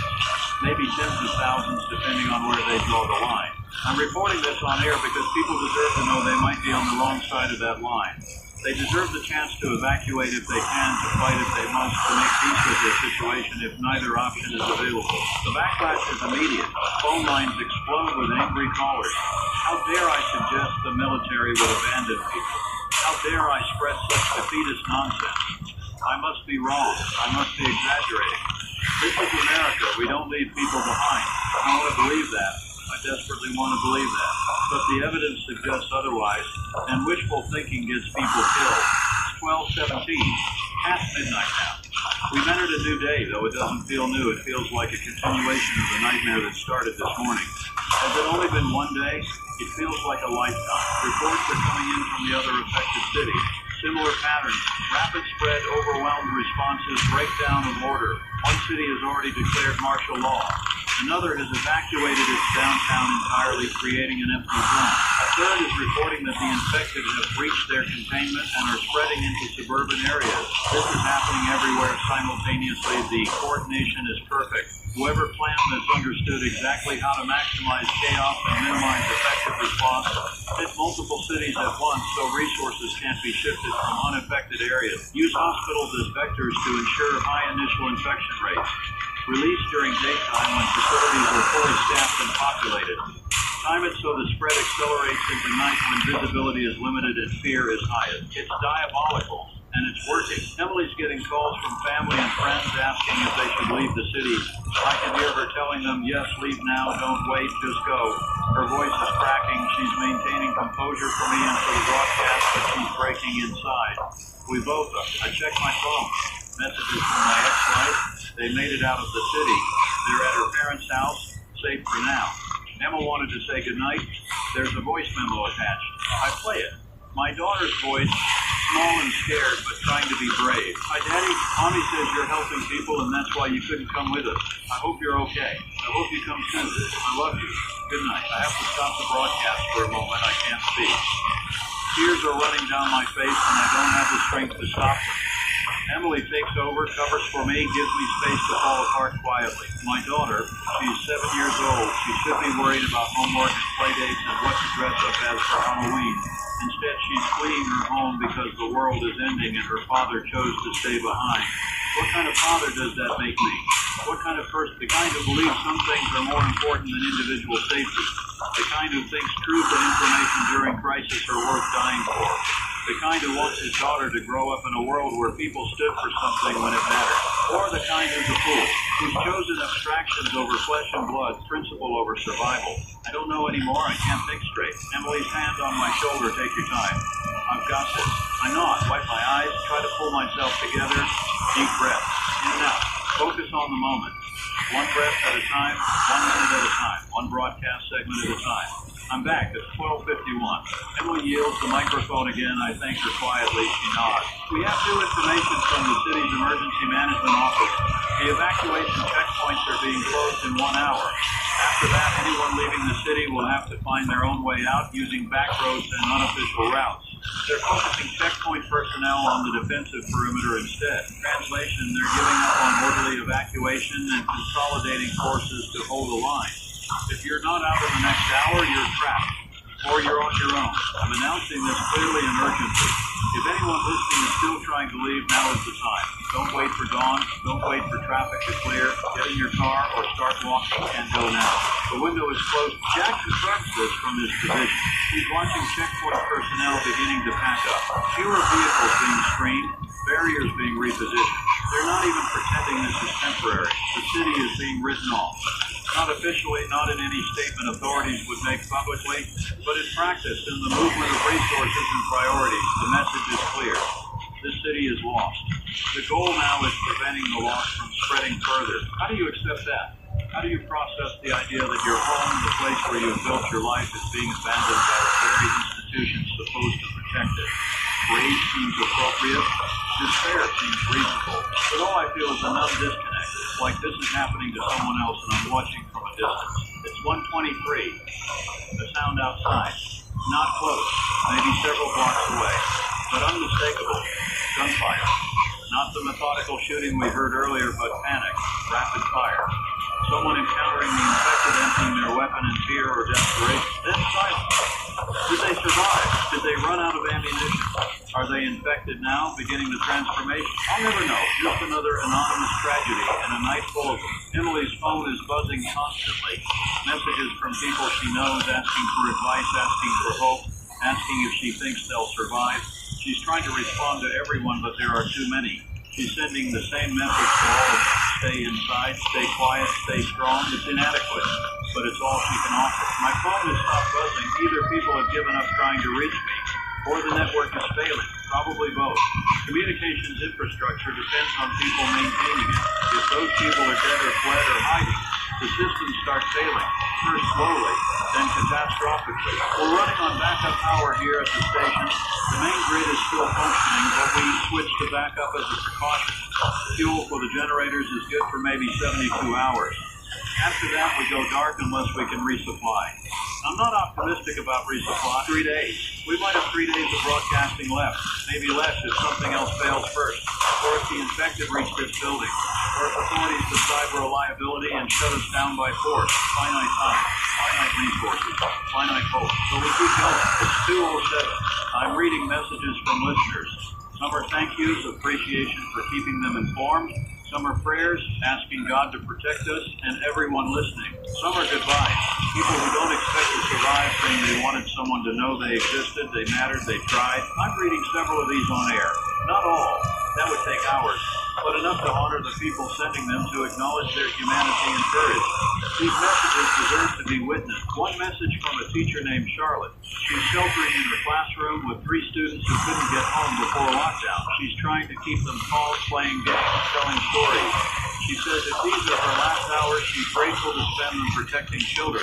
She's grateful she could be there for them when they needed her most. One from a husband named Thomas. His wife was working at Mercy General when everything started. He hasn't heard from her in hours. He knows she's probably gone. He says he'll keep believing she's alive until he has proof otherwise. But he wanted to tell someone how much he loved her, how she made every day better just by existing. He wanted her story remembered even if she can't be saved. One from a veteran named Samuel. He's too old to fight now, he says, but he served his country in 3 wars and he's not afraid to die. He's armed and ready. If the infected come for him, he'll take as many as he can with him. His only regret is that this happened before he could meet his first grandchild, due next month. He hopes his daughter and her baby make it somewhere safe. He hopes they remember him as someone who stood his ground. These people, these ordinary people facing extraordinary horror with grace and strength and love. They're what's best about humanity. They're why any of this matters. I'm crying again. I can't help it. The emotional toll is too much. But I keep reading. I keep honoring these messages. Because if I don't, who will? Emily's monitoring broadcasts from other cities. Some have gone silent. Stations offline, either from technical failure or because there's nobody left to operate them. Others are still active, broadcasting similar information to what we're sharing. Different voices, same desperate updates. We're all doing the same thing, trying to hold back the darkness with words and facts and presence. How long until we go silent too? It's 3:34. The silence outside is eerie.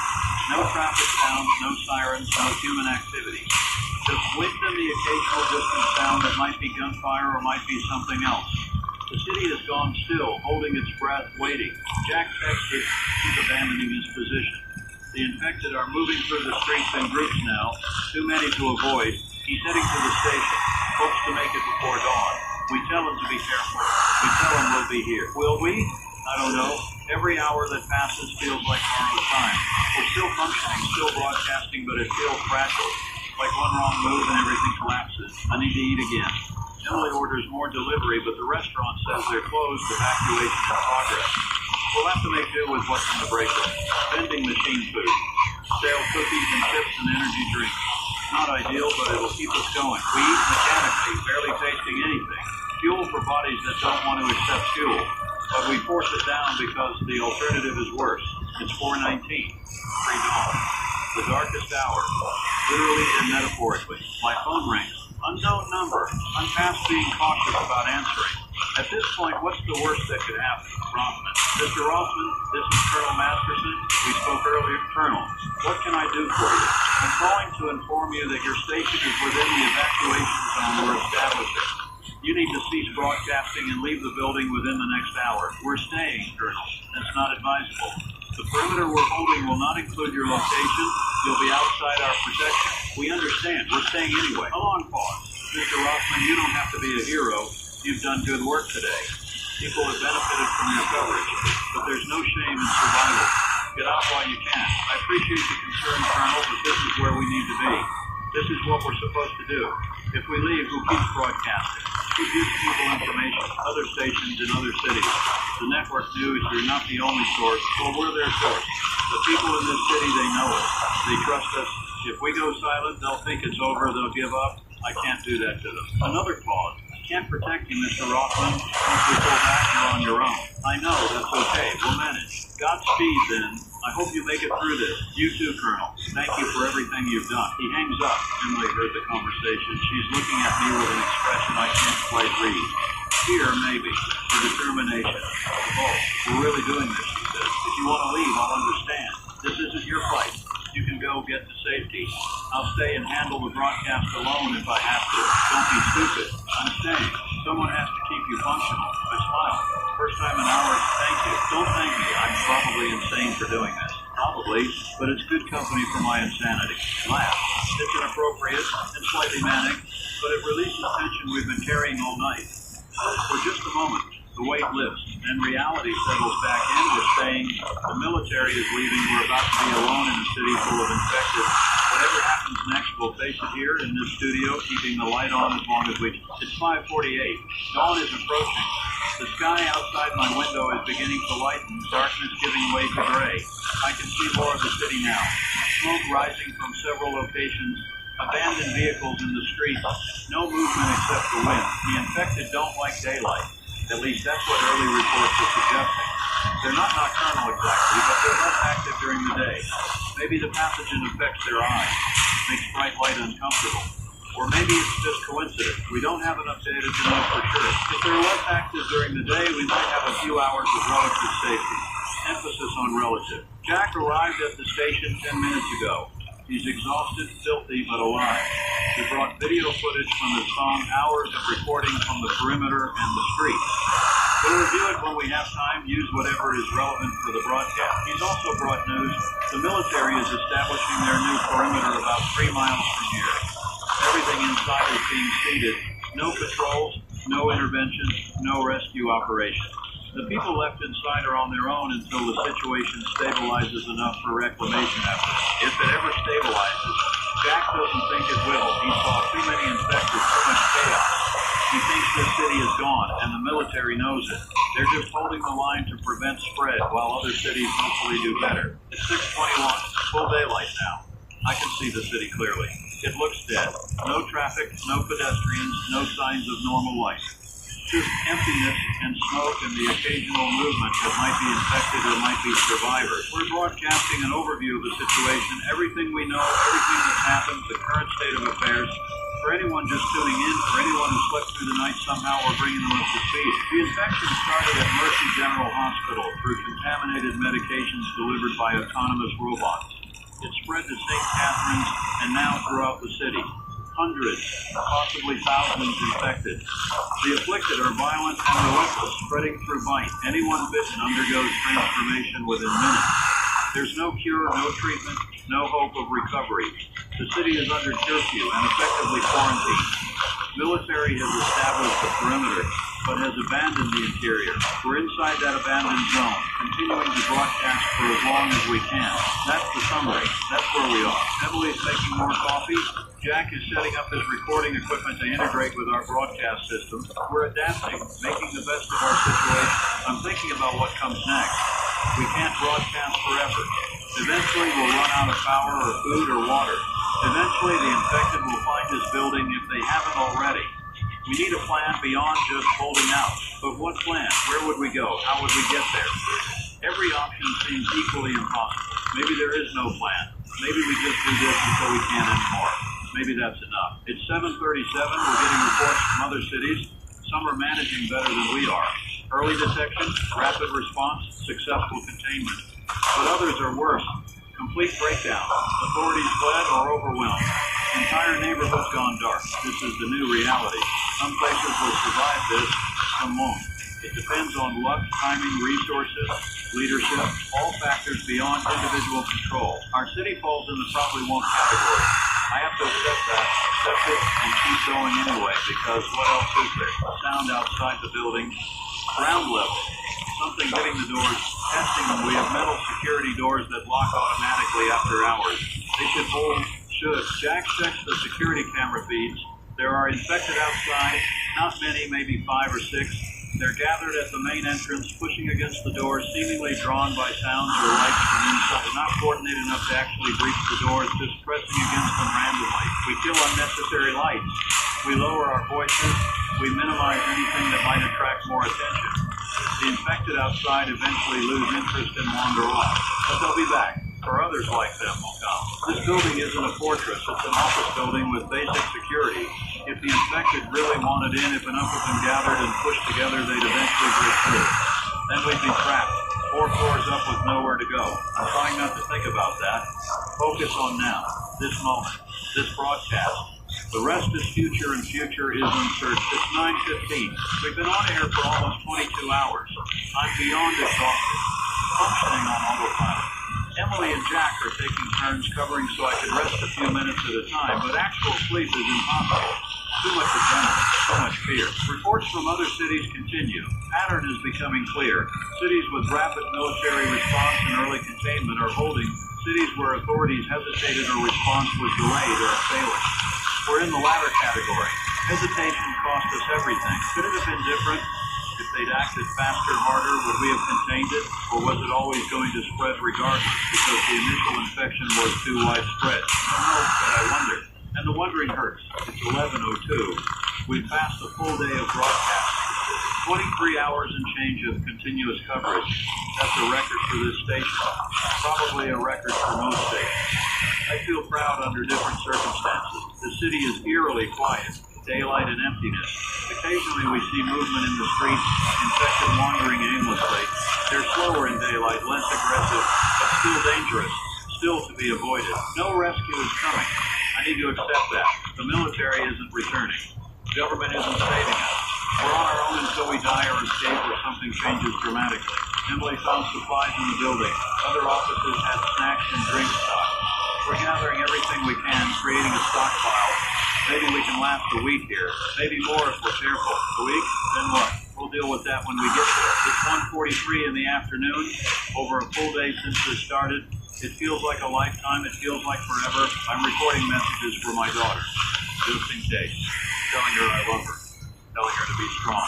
Telling her the world is worth fighting for even when it seems broken. I don't know if she'll ever hear these messages, but I need to say them. Emily's doing the same. Calling family. Leaving voicemails. Making peace with the possibility that these might be final words. Jack is reviewing his footage, editing together a documentary of sorts. Evidence of what happened here. Proof that we existed, that we tried, that we bore witness. He's uploading it to cloud storage, hoping it'll survive even if we don't. We're preparing for endings while continuing to live. It's surreal. 3:27.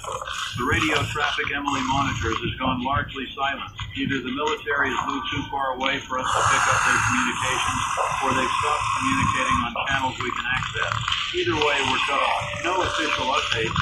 No emergency broadcast beyond our own. We're alone, but we keep transmitting, even if nobody's listening.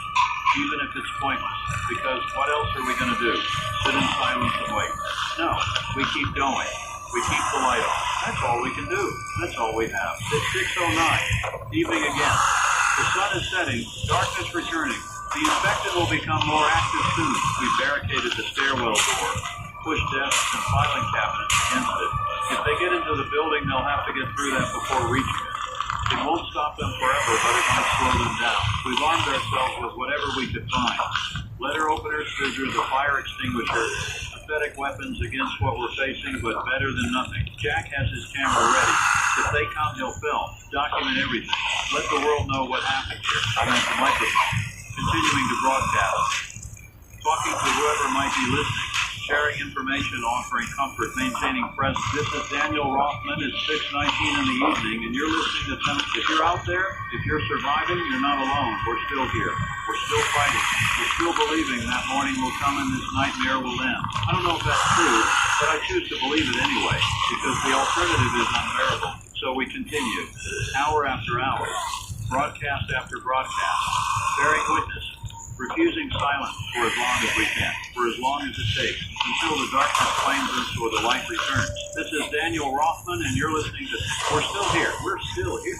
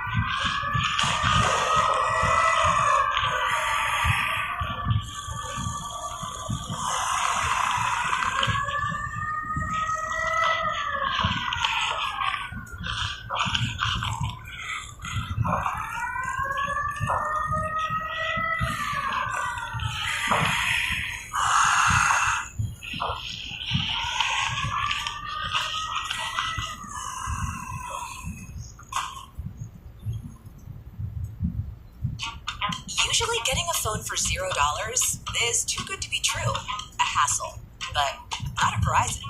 Now, when you make the switch to Verizon, America's best network, you can get the new Samsung Galaxy S26 Ultra for $0. No drama, no hassles, no trade-in needed when you get a new line on an unlimited Ultimate plan. Talk about a no-brainer.